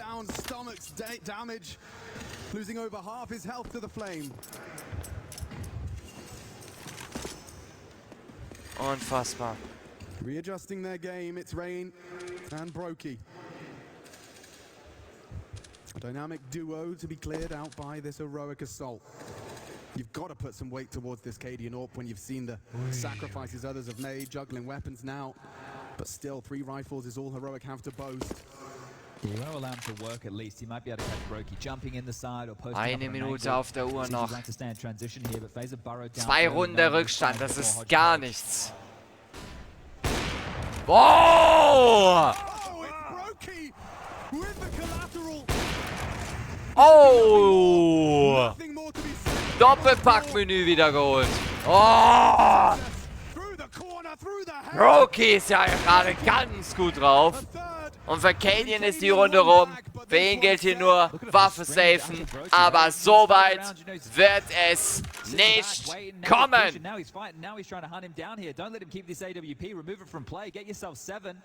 FaZe, they do like to warm into their games. He's heard it. And they're definitely looking up now. KD in the same. Oh! On that. Oh, but he takes down another. Oh! Boah, Canyon wehrt sich. Und wie gut.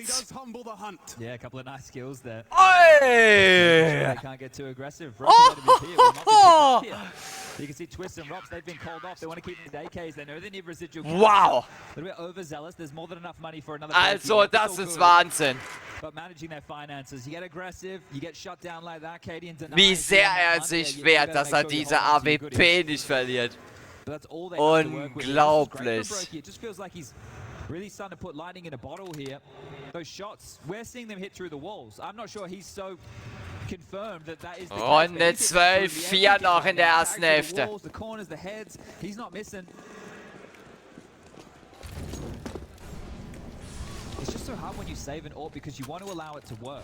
Yeah. You want to let KDM pick, but you only have pistols. So the thing is, you want those to group up to be in a position to explode. You want to try and set KD up on some lines, and it's about balancing between the two of them. And well, this side is the harder of the two to do that. Is Carrigan really? All right. 1,20. Not much in the way of support. He will dump out in another. Deshalb wieder die Sparrunde. Kadian hat kein Geld. Weil er die Waffe safen musste, kriegt er ja nix. He has support on the site here yet again. Well, they're very limited in their resources. That 2 smokes and 2 flashes is all Heroic have to boast. Sure, a Molotov as well. It's gonna have to be perfect. There's gonna have to be a slip up from FaZe. Otherwise, this one will read 8. Einmal, 2. Javi passt auf, kriegt Carrigan. Gut. Und Yorick wehrt sich, Bombe down. Und das ist ein 2 gegen 2 in so einer Sparrunde. 2 AWP hat man. Die Nate. Oh, Steven. Er hat ihn gespottet. Oh! Er hat ihn gesehen. Und Yorick gewinnt die Sparrunde. Wow!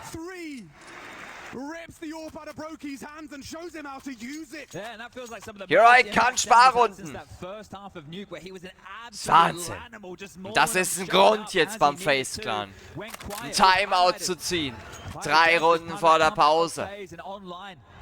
Das zweite Timeout bereits. That is a round that could very well be a difference maker. This shot here. Wow, he was ready. 283.000. Schauen bei der Blast gerade dieses Match. Tendenz steigend. Unglaublich.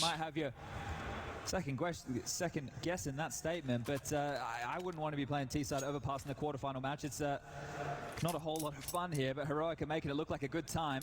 Yeah, that one is a gift. Alex, this is a key round. This is a breaking point in this first half. If Heroic win this round, the finances for FaZe are screwed for the rest of the half. They're going to have to save guns if they lose the side. If they lose all the guns, Heroic could still win the half 8-7. Wow. So this round means a lot for FaZe. They need to fight for this tooth and nail with their investment. Heroic spielt in einer ganz anderen... Ach komm, ich gebe auf. Broky. Wieder mit so einem Monster-Move. Shuts down the aggression on the short pipe. Carrigan will remain caged. Information goes both ways. Cadian spotted out in the underpass. Bomb on his back during that. Hops a lot. Boah, schön. Dritter Chord, boah, schön. Der Refrack ist wichtig. That does a lot here. They don't have to keep committing, and normally they'd be expecting rain, but because of the weirdness of this buy here, rain's actually over towards B with this 5-7. So if that plays into Eine Minute. might be misinfo. Ja, die Eco geholt. Aber gerade sonst keine Antwort zu bieten. If they all come in the short side and they scout past him, you see dropping back so not so exposed, things are about to get weird. This has to be a cracker of a shot as they enter the site. Gut. Nächster ist gespottet. Holding on for FaZe Clan. Their hopes of winning out the half extended. It's down though. It's Cadian. With 30 seconds to play for. With rain, can't find anything on that 5-7. Stand does go down. And Für Cadian ist die Runde beendet. It looks like FaZe Clan have done enough.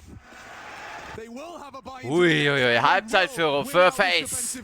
8-5. That's a massive round. So FaZe that opener, boost and broke here. Bang, Yabi dead again in the initial stages of that, removing a real. Bombe konnte nicht geplantet werden. Bang. Yeah, no flash. Well, if it was mistimed, especially with the boost. Or well timed. We'll credit it to the defense here. And this coming into play. Shush just dry peeking in before Cadian's U2 hits the ground. And, well, ja, es ist einfach gut. Yet again. In Halbzeit 1 war Heroic das dominierende Team. Lagen zwischenzeitlich 14-5 vorne. Und hier ist jetzt FaZe Clan aktuell am Kämpfen. Liegen vorne. Wenn es auch gerade nur 3 Punkte sind, können es 5 werden zur Halbzeit. Im Bestfall.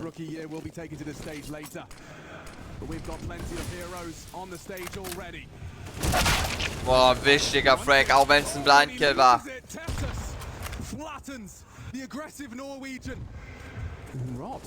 Das ist bemerkenswert. So, zweimal kommen jetzt Tendenz runter zu Robs. Nein, doch nicht. Und da er die Infos gehört hat, geht er jetzt wahrscheinlich auf den Backstep. Aber wir haben Tesses gegen Robs. Das ist so ein Dauerduell hier gerade.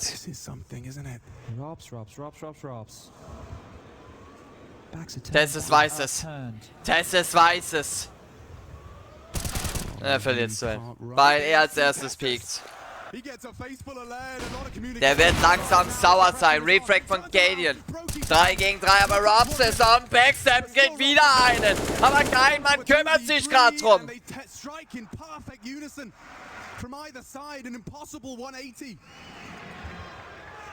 Die Info war bekannt, aber keiner hat geguckt. Und man verliert wieder 2 Mann unnötig. 35 Sekunden. Für die Bombe wird es nicht mehr reichen. Aber vielleicht kann Josh hier irgendwas noch reißen.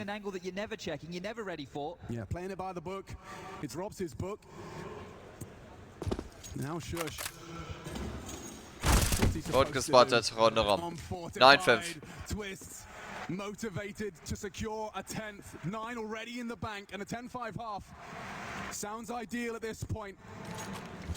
It's almost par for the course in both of these maps, right? Nuke and now Overpass. If both the teams get 10-5 on those respective first halves of play, they're going to be very happy with that coming into the second half, you know. Look, a smile on the face, so it's good to see. Not under the pressure right now, not backs against the wall. Letzte Runde.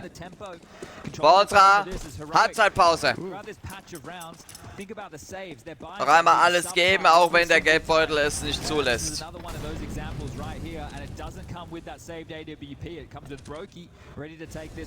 Yeah, a full smorgasbord of different weaponry for Heroic to try and claw a 6th.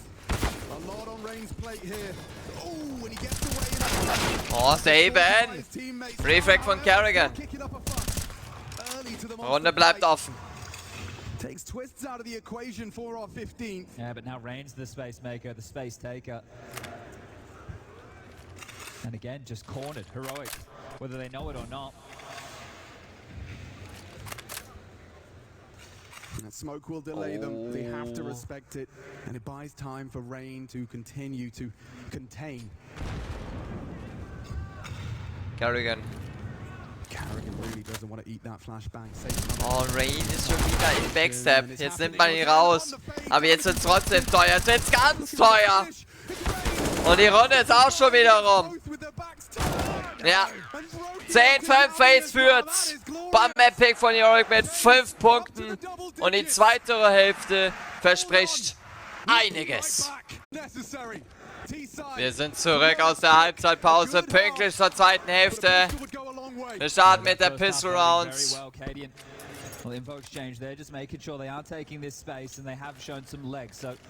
Zwischen FaZe und Heroic. Einmal Seitenwechsel. FaZe jetzt auf der T-Side, Heroic auf der CT-Side. In diesem ersten Match dieser Champion Stage. Die Fans haben Bock auf eine dritte Map. Heroic hat aber keinen Bock auf eine dritte Map. Und wollen diese zweite Hälfte jetzt sich unter den Nagel reißen. 12 Runden Rückstand. This is classic Heroic. Stan might get mollied out of position here. Smokes are going to be coming in. Oh, wir sind spät, die Flash. Dafür muss er einen rausnehmen, er kriegt den ersten. Zweiter gespottet, aber nur angehittet. Robs. Oh, schön, aber nicht. Oh, Jesus. Oh, dear. Oh, dear. Hero kämpft. Und zwar ganz gewaltig. Unterzahl. Immer noch. Und die Runde ist rum. Und Twists mit 3. Und Heroic mit dem 11:5. Noch 5 für den Map-Ausgleich.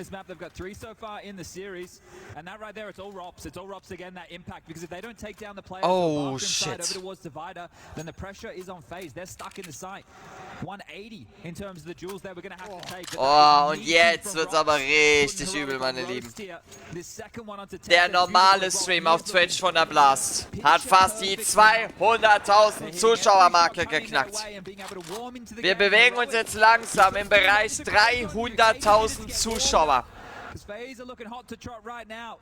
Langsam bewegen wir uns hier in diesen magischen Bereich von 300.000 Zuschauer auf den 3 Streams der Blast. Twitch, YouTube und online. Oh, wei. Aber insgesamt wird dieses Match auf sämtlichen Kanälen geschaut. Fakt ist auf jeden Fall, die halbe Mille haben wir von allen Zuschauern auf allen Kanälen voll. Wenn ich nicht zu dumm bin zum Rechnen, ist die Frage.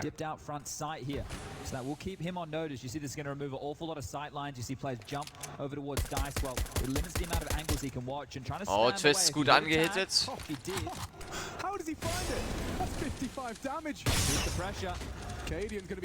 Cadian. Oh! Broken mit dem ersten, Cadian mit dem Refrag und da kam die Stelle von Kerrigan. Backstep ist nicht. Oh, schön gemacht von Twist. Schön gerettet. Und dann ist die Runde rum für ihn.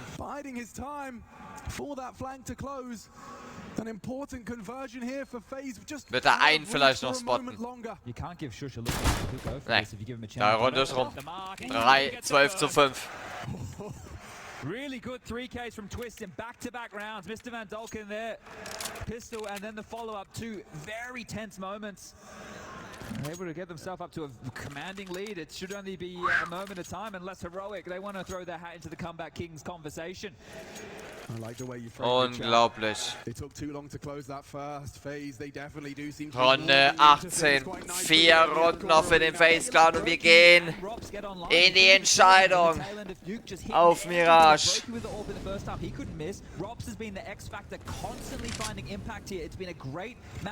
Frage ist, fällt hier eine schnellere Entscheidung, als wir sie auf Nuke hatten. Darauf könnte es sich vielleicht andeuten gerade. 10:5 war der Halbzeitstand. Es ist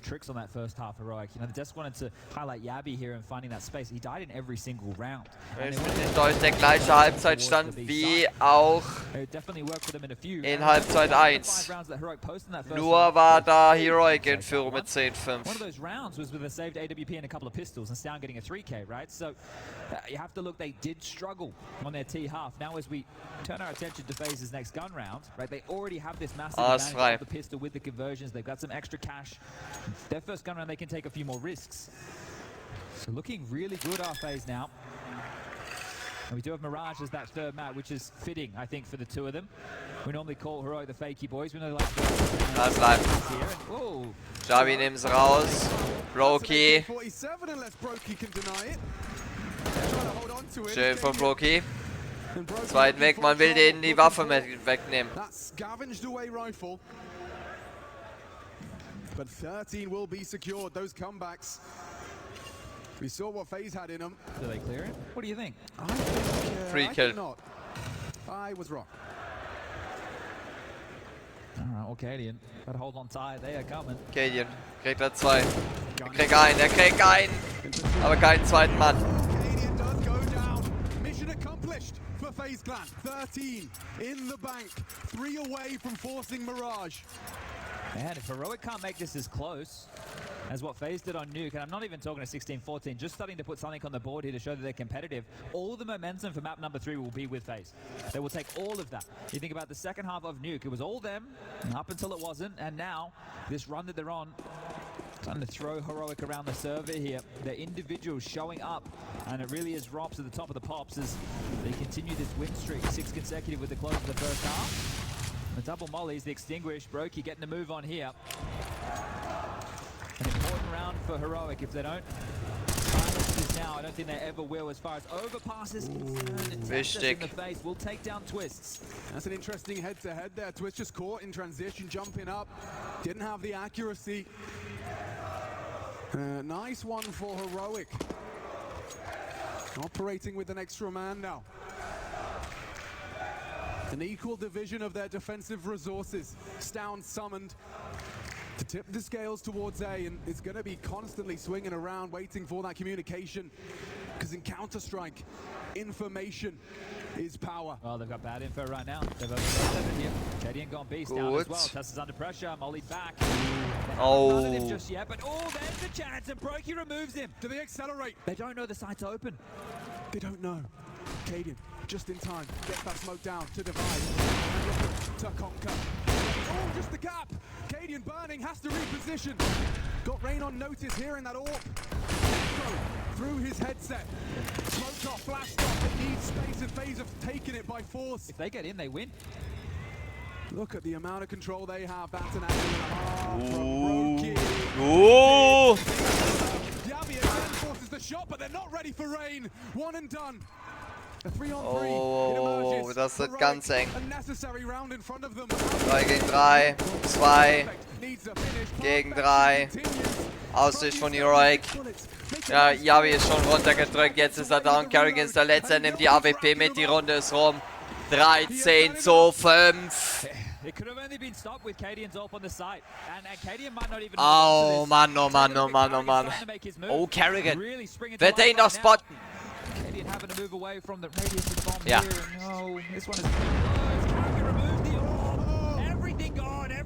Ja, die Waffe hätte man gut gebrauchen können. Oh, wei.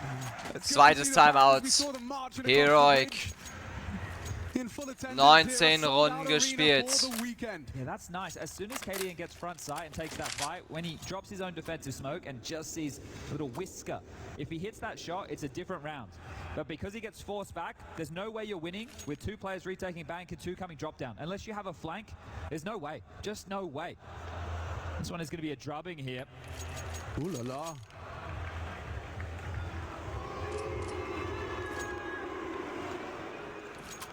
Last chance saloon for Heroic now, and they know it.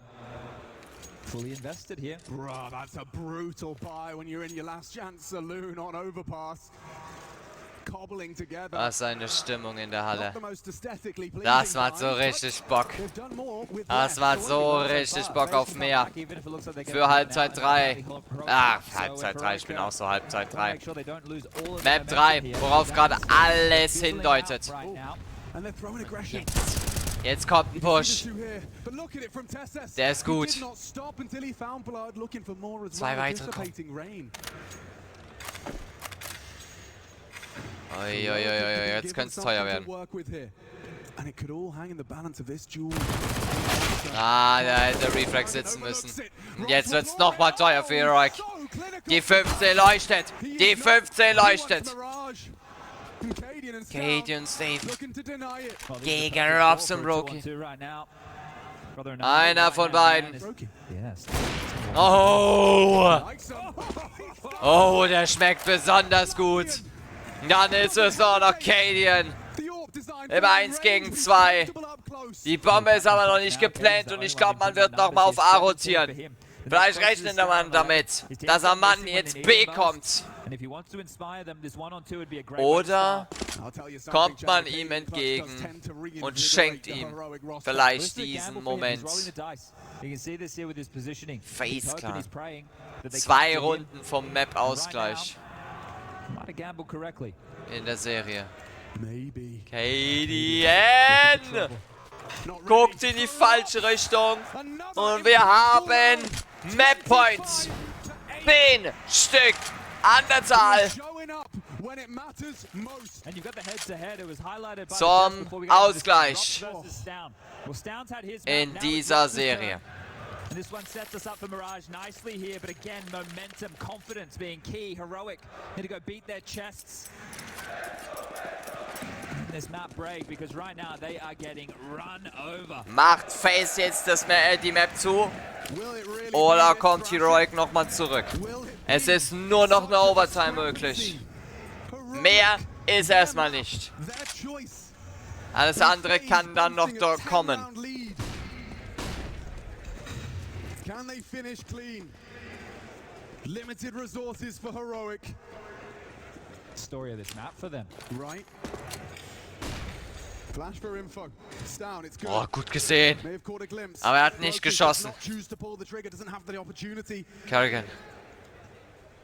Kerrigan starts Oh to shit, advance oh into shit. the Lion's den. Just walk past one of them. Canadian. And still Yabi. Heroic. Given an advantage. Oh, 2 weg bei Heroic. Another. 2 weg, Heroic wird zu Schwein. Heroic. Die Runde ist hier noch lange nicht gegessen. Cadian ist schon im Park, am Brunnen. Kann sein, dass Brokey, dass er gleich mit ihm spielen darf. Kein Treffer. Oh, wow, the double zoom and everything. Zieht sich sofort zurück. Also kein Erfolg gerade für Heroic. Aber diese kleinen Erfolge brauchen sie jetzt. Brokey in the smoke is just going to wait this one out. Wird das gespottet. Cadian's going to find nothing on his little exploration, but he will stay alive.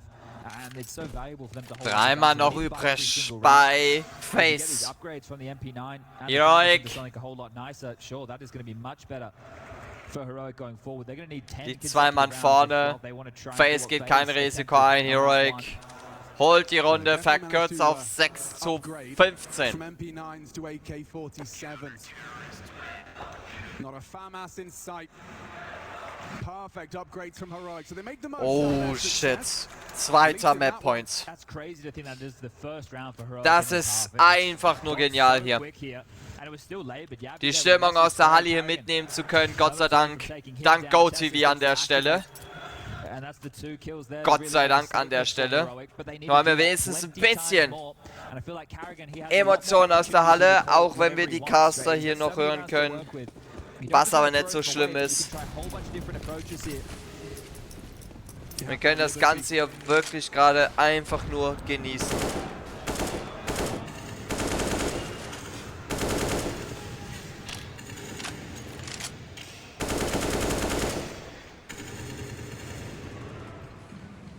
This is where you can't doubt yourself if you're Heroic. You need to make some good calls for the CT setups. You can't do anything that's too all in. You need to be quite default with their approach, and that's exactly what you see here. Tessa's on the jump spot. He's the backup for Cadian. There is that gap that Stown is acknowledging as part of this setup here. So there's the jump spot, and Cadian starting to activate here. Coming, Alex. Wichtig. Damit hat Heroic jetzt mal erst eine Unterzahl. The support. Oh! What? Nice nade. Die schmeckt wieder. Tessus has got a strong arm on him. It was too quiet for too long. That's why Cadian started searching for info, but oh, hold up a second. Oh, oh, oh, die Fans sind sauer. Stown is hiding and playing. Woohoo! Bumping in to Carrigan. Nächster ist gespottet worden. He just looked away. Gets Ja, wie? but advancing, accelerating pedal to the metal. Shush in response. He needs to disrupt. Das ist ein Doppel. Perfect flash. Perfect spray. 1. Schade, zweiten kriegt er nicht mehr. 7 zu 15. Okay, Heroic. We talked about the tenacity we saw from FaZe on the first. And Zweites Timeout beim FaZe Clan. Similar conundrum. Oh, Leute. Continue to run it back. Oh, this is already the third timeout from FaZe here, which is feeling a little bit odd considering how many rounds they have to work with. But if they get it done now, it's not going to matter. They're seeing how far they can spread this cash. A few players on that low end will operate with Tech 9. Some AKs have been put into the correct hands. Twist, Rops, and Brokey. This is a trio of young guns who have already done an awful lot. The Grand Slam, a major to their name, here again to contest for a little bit more. And this is a trio for the future. They ain't going anywhere. But this is wild. Cadian goes down early, and that's a freebie back from Tessus there. You wonder how different that round could be if that's strong arm. Es ist eine Champion Stage on top. Directly on Rain's head, but good stuff from Shush. And we'll hold them back for now. Runde 23. Einer aus 8. 2 Map Points schon verhauen. Desperately want to shove this to a third quickly. Yeah, you can see that in the reactions to a round loss. They do not want to linger here.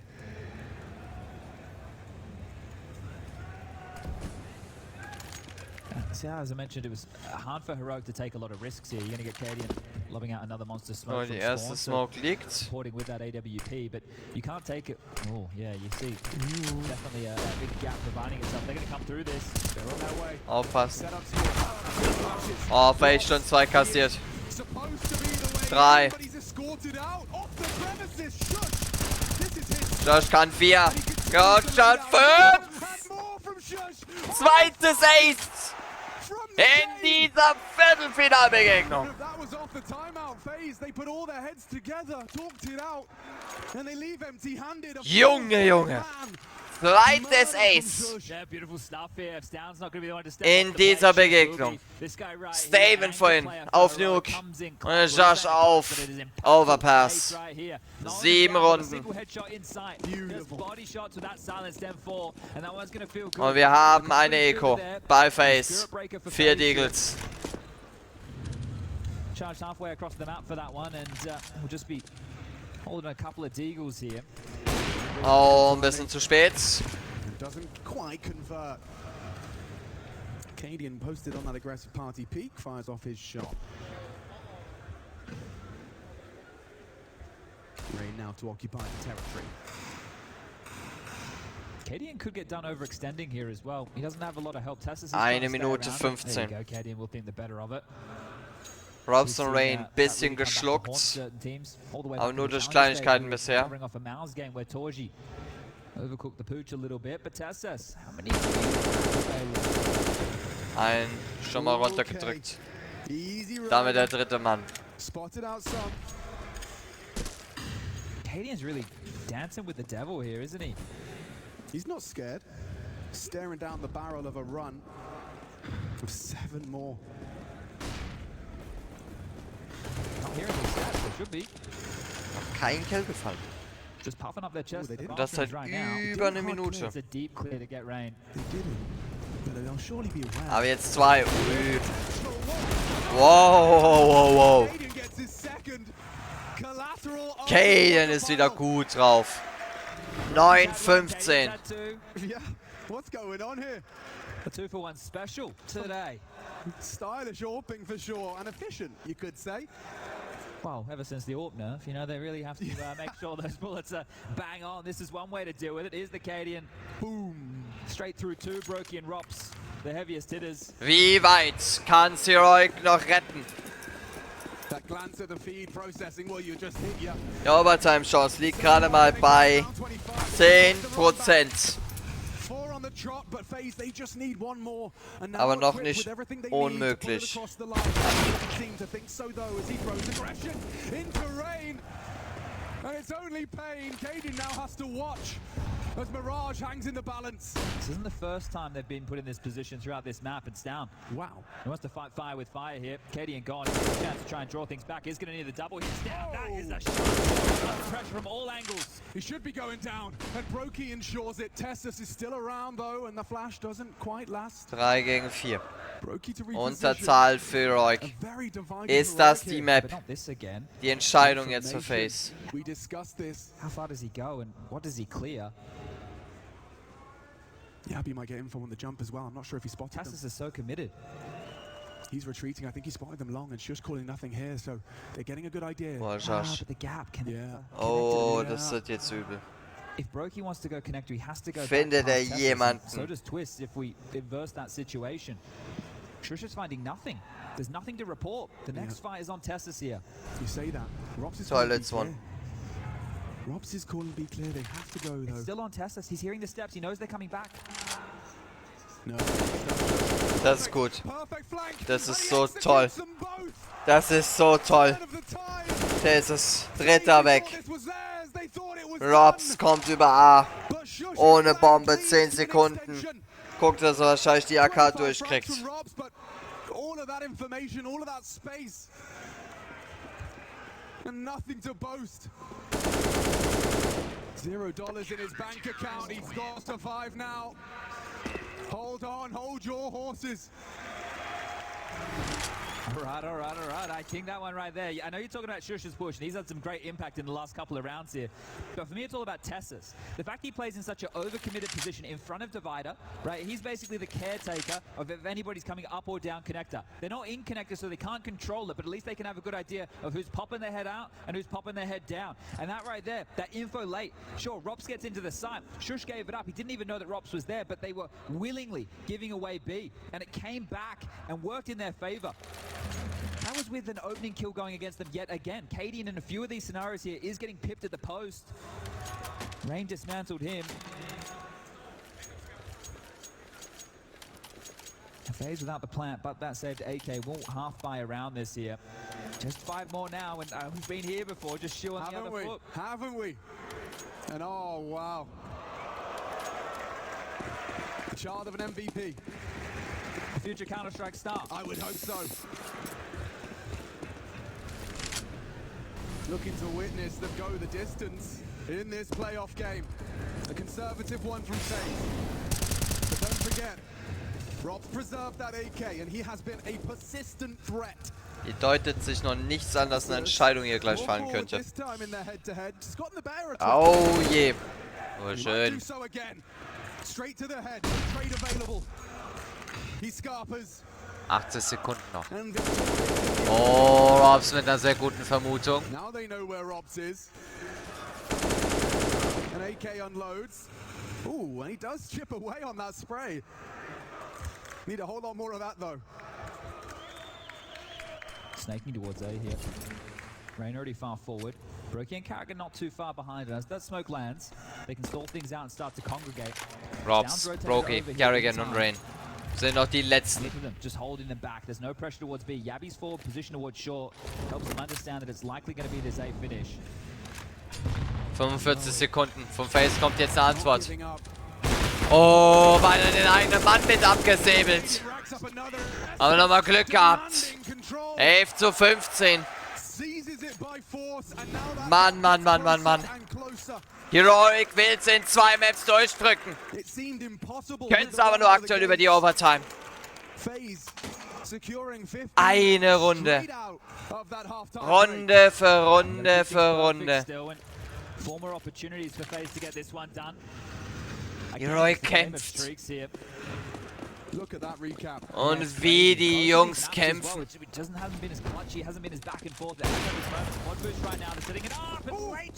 Boah. Just a momentary delay. And it's still a 5-on-5 in play. They weren't able to punish like we've seen a lot of teams do on the CT side. There was no A rifler. They went with a 4-man B start. Tessus was part of that. It was only KD and AWP. 1:20 noch auf So der now as Uhr. FaZe come back, they still have to worry about the pushes, but we know there's nothing for them to step on here as a problem.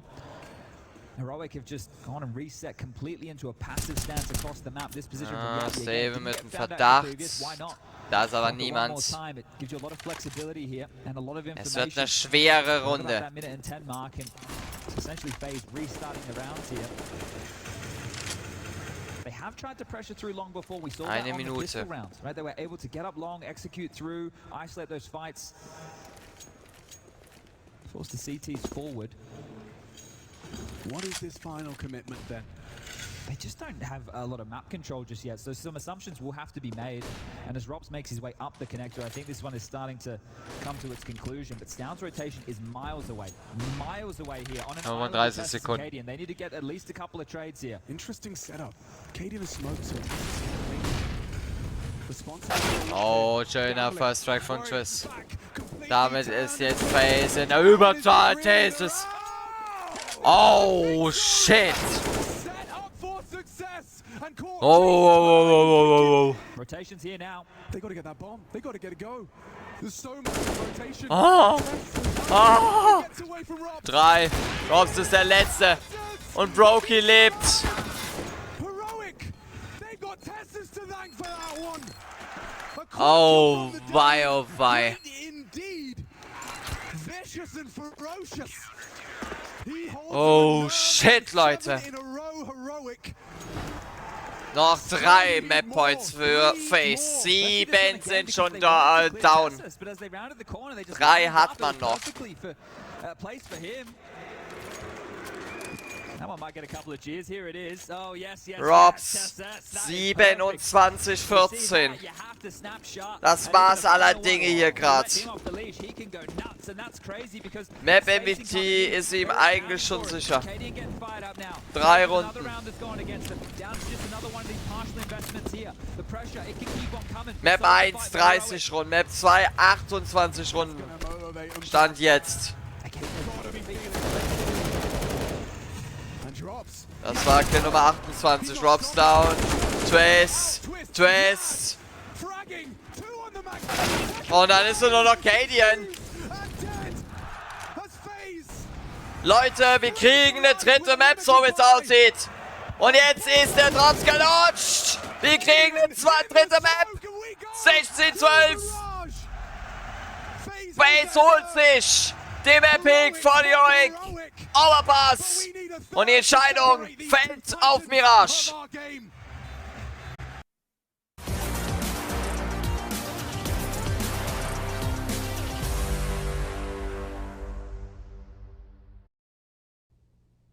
Und wir sind live zurück. Mit Mirage. Hier fällt die Entscheidung. Einer der Experten bei Freya sagen, FaZe soll gewinnen. 16-14. Nein, danke. Ich sag Heroic gewinnt. Gebt mir von mir aus auch 30 Runden. Und ich bin zufrieden. Of Counter-Strike Global Offensive, do me the honor of making some noise. Wer gewinnt? Mirage. It's Mirage. The last chance you'll see these two teams. One for the semi and one to be eliminated. Ihr hört die Stimmung in der Halle. Das macht einfach Bock hier gerade. Heroic gegen FaZe. Wer gewinnt diese Begegnung und zieht ins Halbfinale ein? Fliegt Heroic. Dann würde FaZe ein Träumchen sich hier entwickeln. Vom Last Chance vielleicht sogar ins Grand Final. Das hat es in dieser Form noch nie gegeben.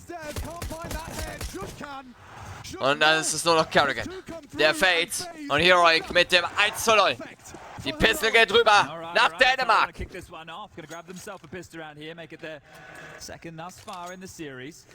Schreib's mir gerade auf WhatsApp. Die gute Nachricht. Hab ja Gott sei Dank einen Blick aufs Handy. Das ist keine gute Nachricht, das ist eine Scheißnachricht. Oh Gott! Ey, das sind ja miese Nachrichten. Ja, merke ich gerade. Oh nee. Schreib mir die Einzelheiten auf WhatsApp. Refrag von Robs, schön von Steven und Cadian. Oh, der verhindert den Bomblet nicht. Aber egal.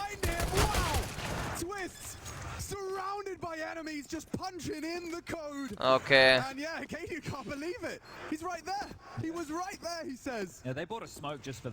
Oh, aber das... Oh. Die Sachen passieren dann immer, wenn du sie nicht gebrauchen kannst im Leben. Das ist... Ah, gut. Wenn man es leicht austauschen kann, ist gut. Aber ich habe da echt, was Autos angeht, echt am wenigsten Ahnung. Heroic 2-0 vorne. Folgerunde geholt. FaZe war direkt in der Eco. Man hat den Baumplant auch noch mitgenommen. Das ist ein Anfang. Aber rein geht's jetzt in die dritte Runde.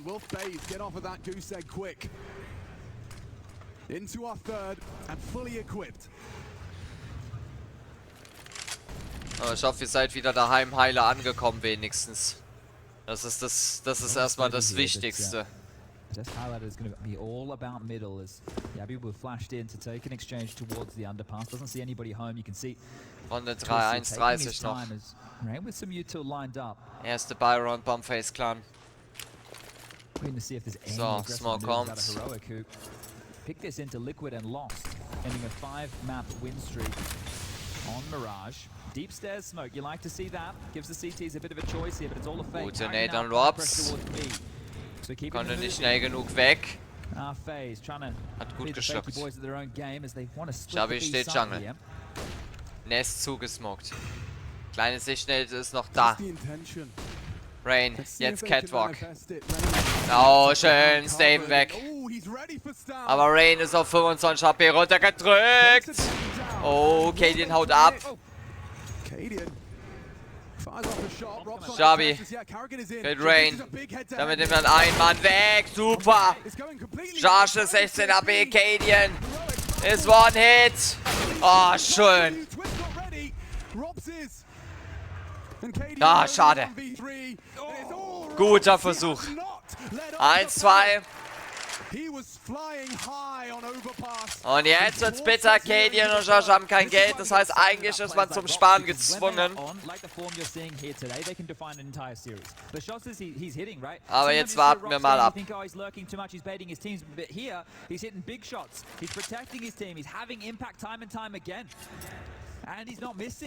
Runde 4. Es ist die letzte Map. Vitality gegen Into the Breach ist gleich unsere nächste Begegnung. An diesem ersten Viertelfinaltag. Thinks twice. Yeah, on his own. You don't want to overcommit there. Yabi trying to contribute from short as well. Look at this pincer maneuver coming in as well. Möge der Bessere hier gewinnen in dieser Begegnung. Teamwork. Aber wenn's FaZe wäre, wäre es ein absolutes Träumchen. Und ich sag auch warum. Vom Last Chance ins Halbfinale. Das hat es so in dieser Major-Geschichte noch nie gegeben. Brokey Robs. Oh, schön mit Brokey. 2 weg. Von ihm 3 noch übrig. Aber den ersten hat man nicht gespottet. Bombe liegt da und Cadian. Er muss doch wissen, dass er links steht, aber er versucht ihn jetzt komplett auszuspielen. Er hat die Waffe gesehen. Und dann ist die Runde rum. Und man kann die AWP mitnehmen und 2 AKs sogar auch. Sehr gut. 3:1 Heroic. Beendet die Folgerunde für FaZe. Und schickt die Jungs runter bis auf den letzten Cent. Oder wie wird das jetzt ablaufen? FaZe auf Sparkurs. Okay. FaZe auf Sparkurs. Auf Twitch sind fast die 200.000 geknackt. Mal zwischendurch kann man da mal einen Blick drauf werfen.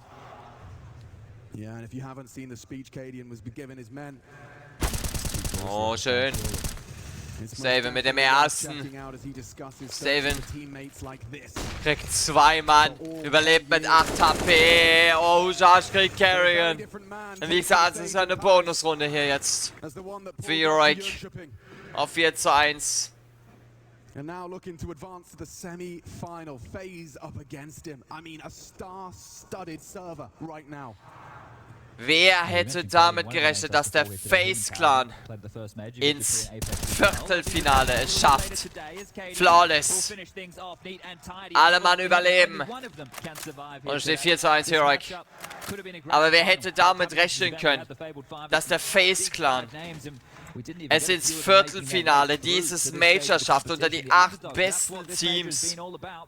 Also hätte das mir einer nach der Challengers gesagt. Ich hätte ihn ausgelacht. Nee, nach der Quali so rum. Ich hätte ihn ausgelacht. Obwohl ich dann nach der, muss ich sagen, Challengers doch schon sehr überrascht war. Aber ich bin halt mit der Tendenz heute.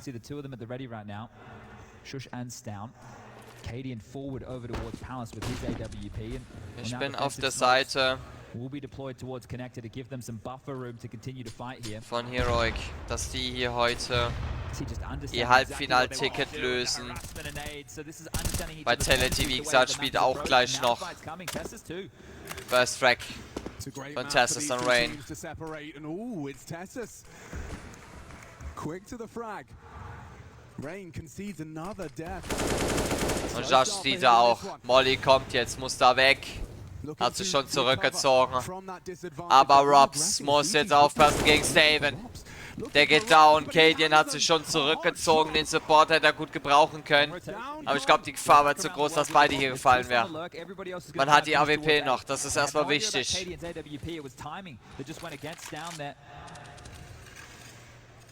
Palace ist ein Mann. 2 unten in der Gasse. Palace. Ah, die Flasher ist gut. Josh muss da gucken. Der hat die Waffe gesehen. FaZe mit Überzahl. Und die Bombe ist down und er muss am Durchgang aufpassen.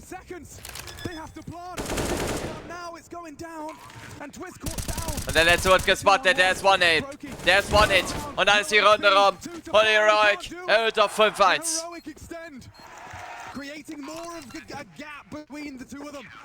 Aber später freue ich mich auf Vitality into the Breach. Denn vielleicht habt ihr es über Social Media mitgekriegt. Die Roaring Bears zusammen mit den Ultras von Vitality sind zusammen im Block unterwegs. So this 30 seconds to discuss how they want to continue forward here. There's money to get out of half by, and you can see a missed smoke. So yeah, not all the dots connecting there. Erstes Timeout jetzt beim FaZe Clan, 6 Runden gespielt. Standing in the open, ready for that A fight. Shush was between two minds, but still, the round will go in their favor. And starting to like the taste of this flavor are Heroic. Almost definitely. Es wird ein sehr, sehr schweres Match. Whichever team wins here today is the favorite on this side of the bracket, right? You got Monty versus Gamer Legion also on this side, and that's 2 of the bigger underdog names alongside of like some Apex and obviously Into the Breach to take on Vitality later today. Yeah, exactly. I was about to ask about the Ui, ui, ui, ui. You got any names at the tip of the tongue? I think the one that we probably all want to see would be Vitality versus Liquid in a semi. Wie lang wird Heroic diesen Vorsprung halten? Ooh, perfect timing on that smoke. Just when they were going to go, you can see Carrigan still got that line upheld. Yeah, forward position ahead of these flashes. Rain, they do nothing. That one's great though. Oh, Jabi. Carrigan auch weg. Oh, der dritte wurde von Broky gespottet. Bombe liegt. Den Trade kann man in Kauf nehmen. Twists and Robs. Looking to twist and shout. 2 gegen 4. Jetzt braucht der FaZe Clan hier mal eine kleine Antwort, die sich hier nicht anzeigt. Twist ist weg und dann ist Heroic 6-1 vorne. Locking it down, maintaining the orbs and extending their lead. Yeah, we need to reflect on what the desk was talking about as well. We're definitely praising Heroic and their Mirage, but talking about Katie and being towards the bottom as far as Unfassbar. well, right now, 10 and 3. Wieder so ein großer Vorsprung zum Start in diese Map. And they're happy to take the fight. This was another lighter buy scenario here, so FaZe by getting that bomb down, they're quite happy with that and a couple of kills to boot. So not a round win, but a round with a few little victories nonetheless. As Carrigan and Rain, they are struggling to get off the starting mark here. 1 kill apiece, and the same for Twist. He only has 2 frags to his name. We're still early stages. 6-1.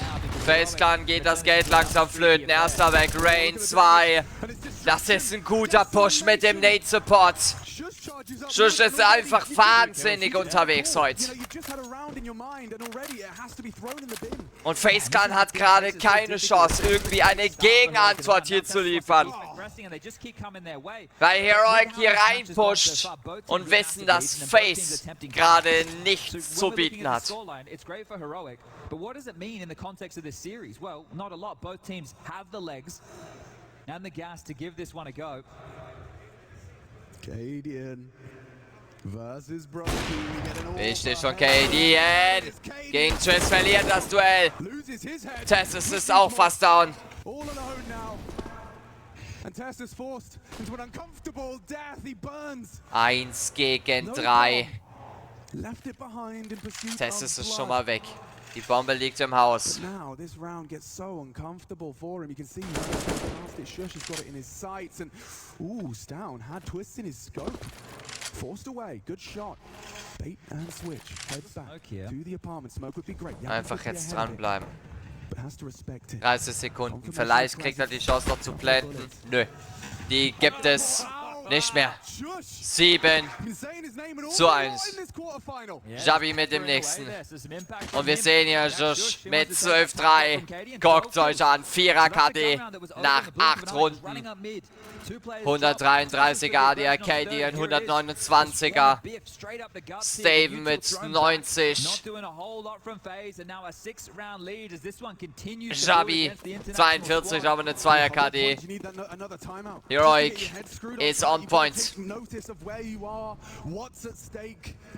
Your dreams of lifting a trophy in this beautiful arena. A farewell to a game that served you well. Gute Nate. Gut gefressen. 1,30. Erstmal abwarten, wo die Reise hingehen wird. Oh, erster Smoke kommt. Und Brokey. Oh, hat's gesehen. Da kommt die nächste Nate. Oh, Rain, Fritz. Twist unten im Tunnel. Meine, dass da niemand gestorben ist gerade.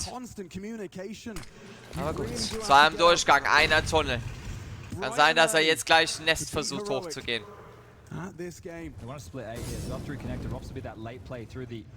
Staven hat genau diese Vermutung. 3 unten durch.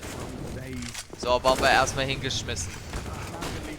Kerrigan kriegt den ersten. Oh, Brokey kriegt den nächsten. 3 weg und jetzt ist FaZe wieder da.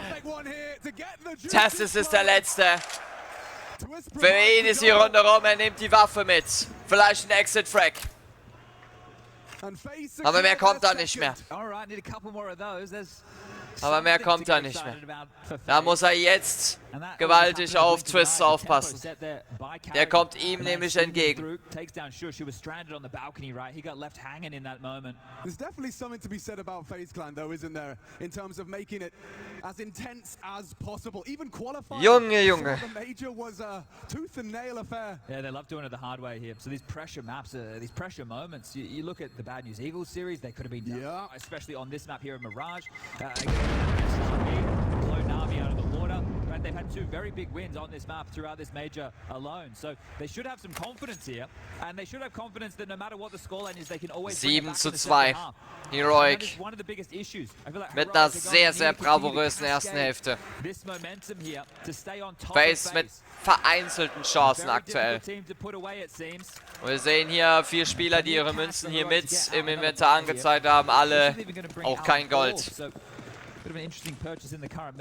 Mich würde wirklich mal die Statistik interessieren, wie viel Procent der Spieler, die sich diese Münze geholt haben, haben Gold, haben die Chance noch auf Diamond abzugraden.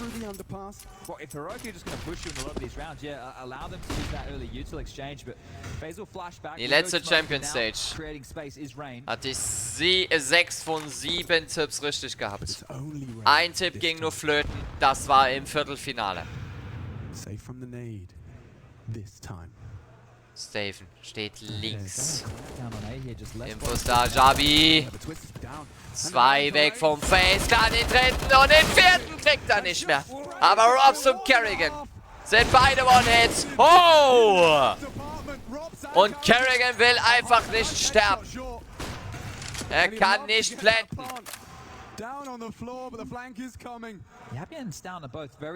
Wo wird er den Platz jetzt zum Blenden kriegen?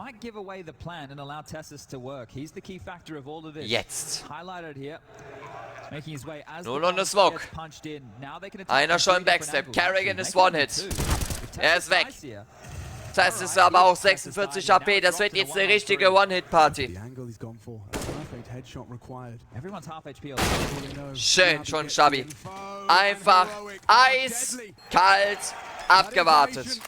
Leads to an 8th, and I'm sure that's going to fill them with motivation. This defense already won out, and now looking to extend it, make it unreachable, make that comeback. Und wir haben Timeout bei FaZe. For FaZe Clan. The fact that they took 2 zu 8. and leaving us here at Mirage. You think, and the desk as well, suggesting it's perfect. A perfect territory, a middle ground. And the last time you said Zweites Timeout gezogen nach 10 Runden. FaZe Clan, wie gesagt, Halbzeitführung hat man schon sicher bei Heroic.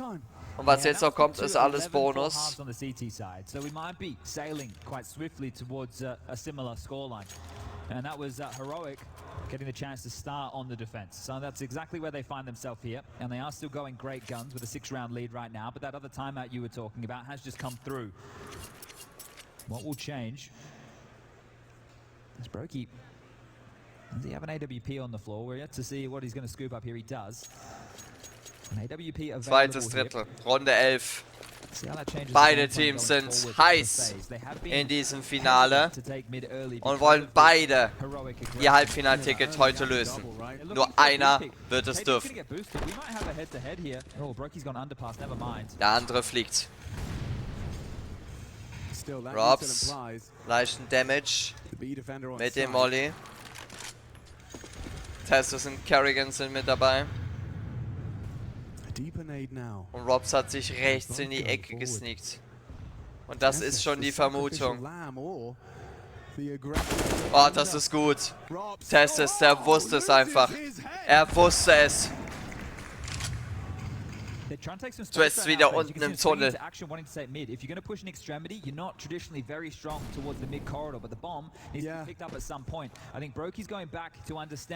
Rain wartet auch hier. Oh, wow, wow. Ja, wie mit dem Refrag. Rain ist noch Mitte. Twist ist noch Mitte. Die Bombe aber noch im Besitz von FaZe Clan. Gut gesehen von Rain. Oh! Die Nate richtet den Rest an. Oh! Yummy!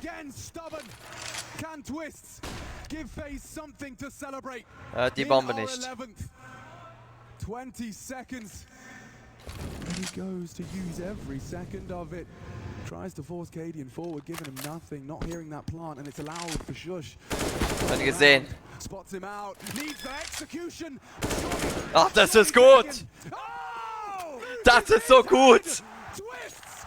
No time, but still nails it. Der hätte warten müssen einfach. Er hätte warten müssen und hätte die Runde safe gehabt.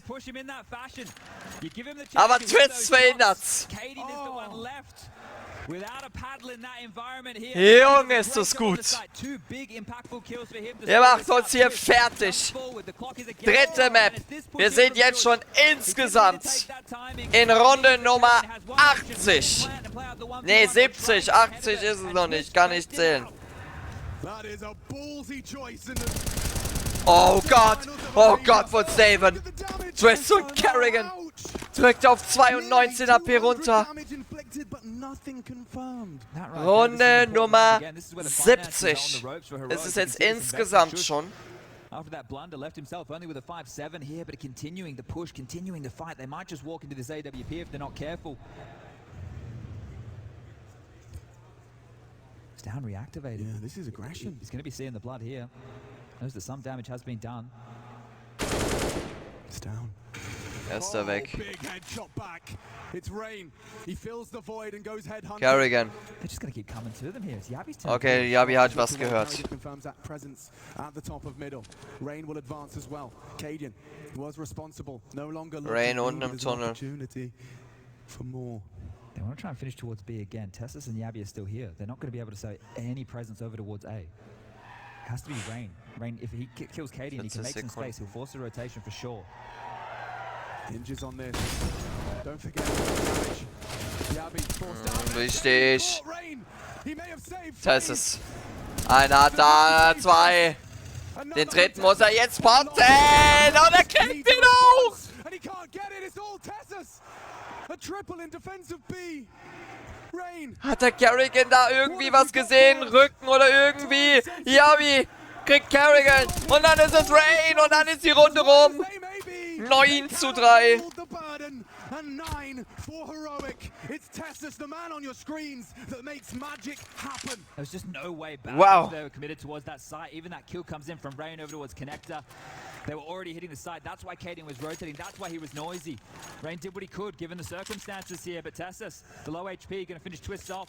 Contribution from Stown earlier in the piece here. And that was Rops' opportunity. He might have had 2. But Tessus says no. And another impactful round from him. Nächstes Timeout. Diesmal das erste von Heroic. For Heroic here. And this is just to settle into what's in front of them. What type of buy is available on the other side? What type of purchase is going to come our way? And just how many CT-sided rounds can we get? We know they're worth their weight in gold. And we know with the head-to-head history, just how close these two teams can be. And teams are drawing these games back into close fashion. That's for sure. No, I mean, that's for sure. I think Heroic will be dissatisfied if they can't replicate that 11. And then you say the same for FaZe, that 4. It's not an all-in. But something in the middle. Yeah, this last stretch of rounds, last 5 have been back and forth between the two teams. So that's why FaZe are happy to go for a bit of an investment like this. 13. Runde. Wir haben noch 3 in der ersten Hälfte. Yeah, faith in Rain as well. He has awoken in this third. And intentions are clear. Garrigan to flash them through. Shush a forward position. Oh, and executed by the Shush. Das ist gut. He saves them for the third. Oh, gut, Kaden. 4 weg. Und dann ist es das 10:3 und es wird wieder eine hohe Führung. Double digits. And a chance for 2 more. That's exactly how you want that to go. If you're Kaden, you say, shush, go close ramp. I got a flash for you from jungle. It pops. He gets 2. You isolate Palace. You take the ramp fight. Pedestrian there for Kaden. And a great round to win. No problems at all. Those little investments not causing any issues here. And now the pressure is on FaZe. How can you call yourself out of this hole again? Stomaching what is a pretty miserable looking first half. Salvage the next round. Maybe even the next 2. They're in with a crack here. They can work with 5 cuts. Hell, they'll even give it a go with 4. They're trying to test Shush again. This time he's not proactive. He's not ready to go far and forward. Einfach zum Genießen, gerade diese Begegnung. Einfach Einfach zum Genießen. Vor allem die Entscheidung ist nah. Connector and jungle. So the up down. Already Tessus and Stown saying. Oh, Kaden hat was gesehen. Nate, komm, vielleicht trifft die was. Die trifft gar nichts. Rain kriegt aber den First Frag. FaZe kämpft. Oh. Jetzt trifft die zweite Nate. Oh, Kaden. Oh, das ist gut geschossen. Oh, Kaden. Kriegt auch Carrigan. Aber Rain ist schon Mitte. Und Jungle. 2 gegen 2. Carrigan kommt jetzt am Durchgang. Und Spot ist die Bombe. Man hat nicht mehr viel Zeit. Man braucht jetzt einen Plan, wie man hier jetzt voranlaufen will. Kaden hat Catwalk. Eigentlich einen sehr guten Spot hier. Mitte ist keiner. Die Bombe wurde jetzt eingesammelt. Oh, schön von Kaden. Dritter gegen Robs fällt er. Und jetzt musst du eigentlich rein. Und du machst es auch. Und jetzt ist es 11:3. Und jetzt nochmal den Disrespect-Spray. Nicht mit uns. So die Aussage jetzt. Drittes Timeout von FaZe. Es wird die höchste Halbzeitführung hier in dieser Begegnung. Map 1 und 2 waren es jeweils 5 Runden. Jetzt waren wir mindestens 7 draus. 9 könnten es werden. Für Heroic oder bleiben wir bei 7. Aber FaZe ist gerade überfordert.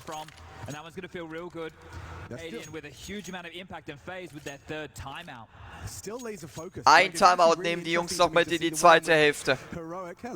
Wenn sie es nicht jetzt auch noch nutzen. So ein paar Doppel-Timeouts hatten wir ja schon gesehen. In diesem Major bisher. Alle 24 Matches, die ich vorher für euch gecastet habe. Die gibt's auf Twitch, auf YouTube. Könnt ihr euch schon mal anschauen. Auch die große Reise vom FaZe Clan, die wirklich viel zu kämpfen hat. Oh, Yabi. Das ist traumhaft, aber grauenvoll für FaZe. Twist and Rain already watching through their fingers as it seems 12 is a certainty. These opening moves. Ja, selbst hat er gehört. Carrigan kriegt den Free Kill. Aber Saban, er kriegt ihn auch noch. Und dann ist es nur noch Robs. Bombe liegt down. Es sieht nach der 12:3 Halbzeitführung aus für Heroic. Zumindest sieht es danach aus, es kann noch alles werden. 1 gegen 5 Klatsch, das fehlt uns hier noch. Aber erstmal gibt es hier nur höchstens ein 1 gegen 4. 50 Sekunden, Jungle aufpassen. Da wird safe sein, Gideon ist CT. Einer kommt von T, einer steht noch im Laden VB. 30 Sekunden gleich noch. Und dann ist die Runde rum. Also Heroic führt mit 12:3, 9 Punkte Vorsprung und brauchen nicht mehr viel fürs Halbfinale. Wir sind auch zurück hier. Letzte Halbzeit zwischen den beiden vielleicht. Aber es war die letzte Halbzeitpause in dieser Begegnung. Heroic braucht 4 Runden, um den FaZe Clan aus dem Turnier zu schmeißen. Der FaZe Clan könnte die Historie, die sie geschaffen haben, in diesem Major bisher, könnten sie fortsetzen. Dafür müssten sie jetzt eine Aufholjagd starten. Gebt uns von mir aus 30 Runden.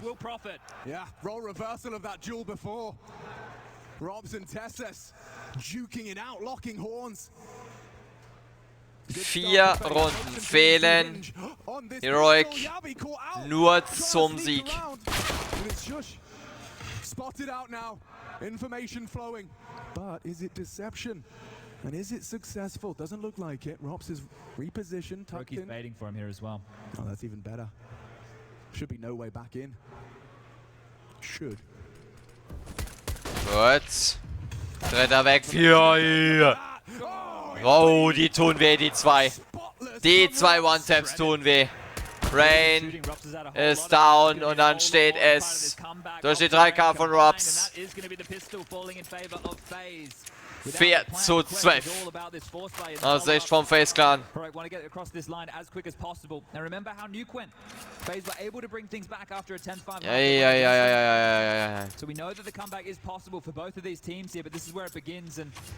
Ein schweres Ding, was hier jetzt zu holen ist für FaZe. 8 Runden liegen die noch hinten. Eine große Jagd steht den Jungs hier bevor. Wir lassen uns, wie gesagt, überraschen. Kann alles passieren in CS. Wir kennen es, wir haben es oft genug gesehen.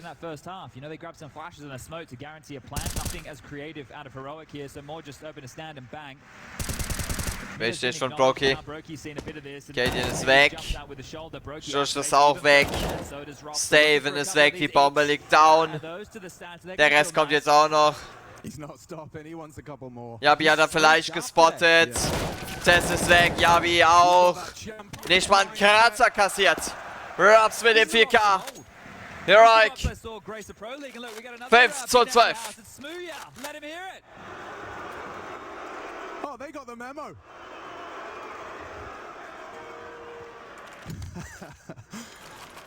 And of course, not the only Brits that will be taking to the Accor Arena. Vitality taking on Into the Breach. I think it's going to get a whole lot louder in here when Ja, Vitality Into the Breach ist gleich unser Abschluss dieses ersten Champion Stage Tages. That's coming up next.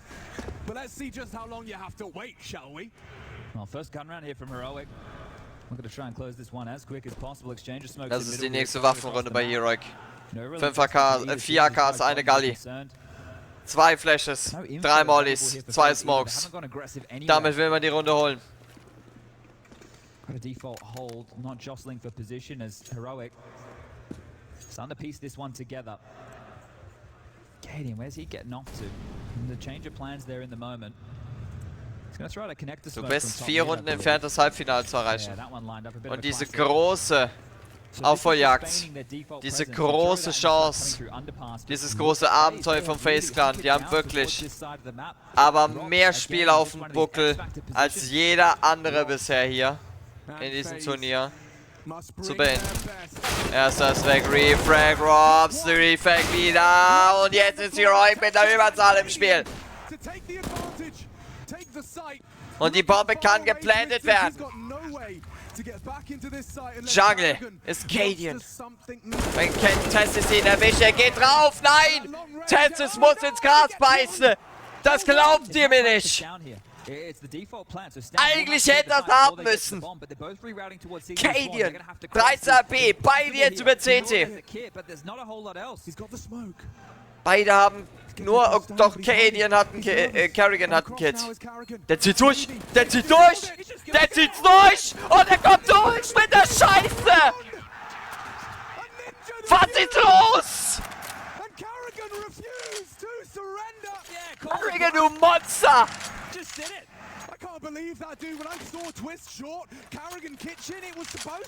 Um Gottes Willen, er zieht diesen Diffuse eiskalt durch! Oh shit! Oh!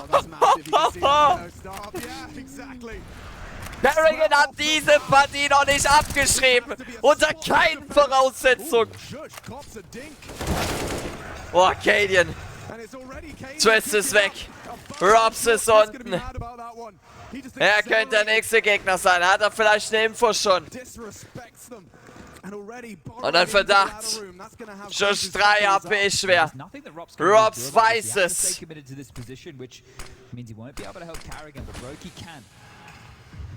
Robs könnte vielleicht hier einen Free-Kill abstauben.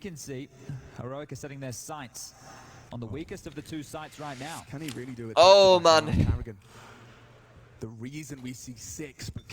Ey Leute, ey. Wieso kriegen wir die solche Begegnung erst im Finale?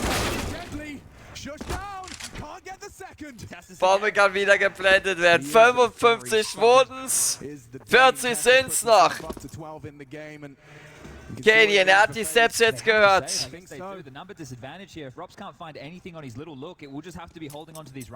Aber hier sieht es nicht danach aus, dass man eingreift. Man gibt Heroic diese 13. Runde auf dem Scoreboard. Nate kommt. Leichten Damage an Yabi. Und damit ist die Runde um. 13-6. Es sind noch 3 Runden. Und bei Twitch. Bei Twitch ist jetzt eine magische Zahlenmarke geknackt worden. 200.000 Zuschauer. Und bei der Blast ist der YouTube-Stream abgekackt, scheinbar. Of being the champion of Counter-Strike Global Offensives last. Yeah, well, Carrigan's already got his Antwerp last year. Oh mein Gott. Oh yeah. Cadian has made it very clear that that major trophy on his mantelpiece is the only objective he's currently living with. And pulling his 4 teammates alongside for the ride. Unfassbar.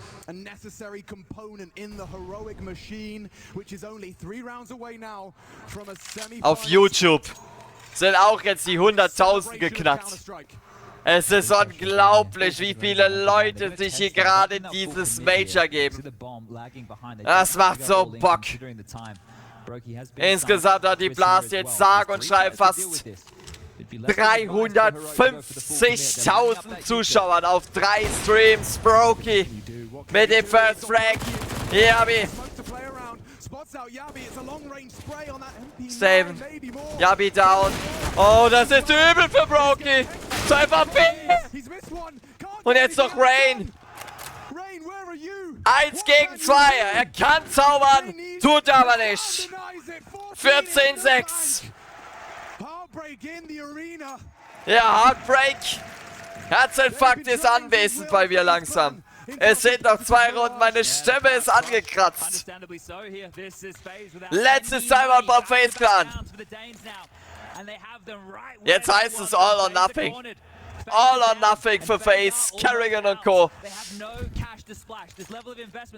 Die große Major-Reise, wo man vom Last Chance Qualifier kommen musste, könnte in 2 Runden tendenziell zu Ende sein.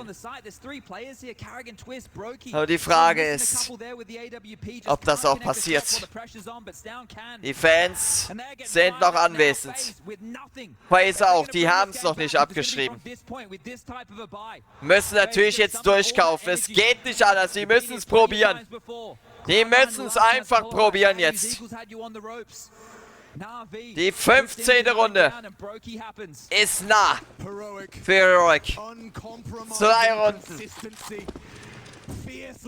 Und man schmeißt eine Major-Hoffnung aus diesem Wettbewerb. Es hat es so noch nie gegeben, dass man vom Last Chance Qualifier sich in die Champion Stage einreiht. Das hat es so noch nie gegeben. Das ist historisch. Hier werden Rekorde gebrochen. Geschichten geschrieben in diesem letzten CSGO Major. Oh, schön, und Yabi. Er lebt aber noch mit 13 AP. Also auch nicht die beste Ausgangslage. Meine Stimme ist angekratzt. Ich glaube, ich mache mir gleich einen Tee in der Pause. Oh Gott. Einer der Analysten am Caster-Desk haben sich 30 Runden gewünscht. Darauf deutet es gerade nicht an. Twist lebt noch. Aber den hat man irgendwie nicht gespottet, richtig. Doch, jetzt haben sie ihn. Und jetzt ist es das 15:6.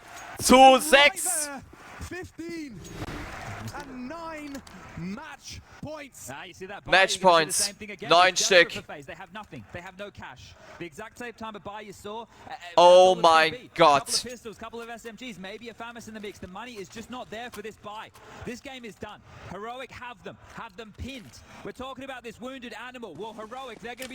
ist die letzte Chance vielleicht für FaZe noch ranzurücken. Kein Geld.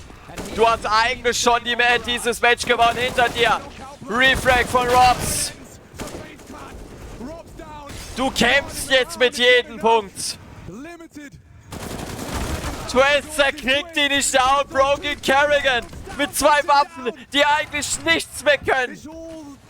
Kerrigan, 60 HP, er kriegt Saven wenigstens noch. Oh, da gibt's wenigstens noch mal einen Headshot. Kerrigan. Er muss zaubern jetzt. Sonst war's das. Ist das hier die letzte Runde für Kerrigan und Co. hier in diesem CSGO Major, in dieser CSGO Historie? Man nimmt die Bombe mit, man steppt aber komplett drüber auf B. Bitte, spottet beide, gib uns noch mal eine Runde. Bleibt dran, Junge. Bitte! Bleibt dran! Kriegt den Tessus! Nein! Kriegt ihn nicht! Und Heroic steht im Halbfinale! Trotzdem nochmal eine schöne Aufholjagdversuch hier von FaZe. Aber die Reise endet auf Mirage 16:6. Heroic steht verdient im Halbfinale. Und Heroic hat jetzt nur noch 2 Siege vor diesem historischen Titel vor sich.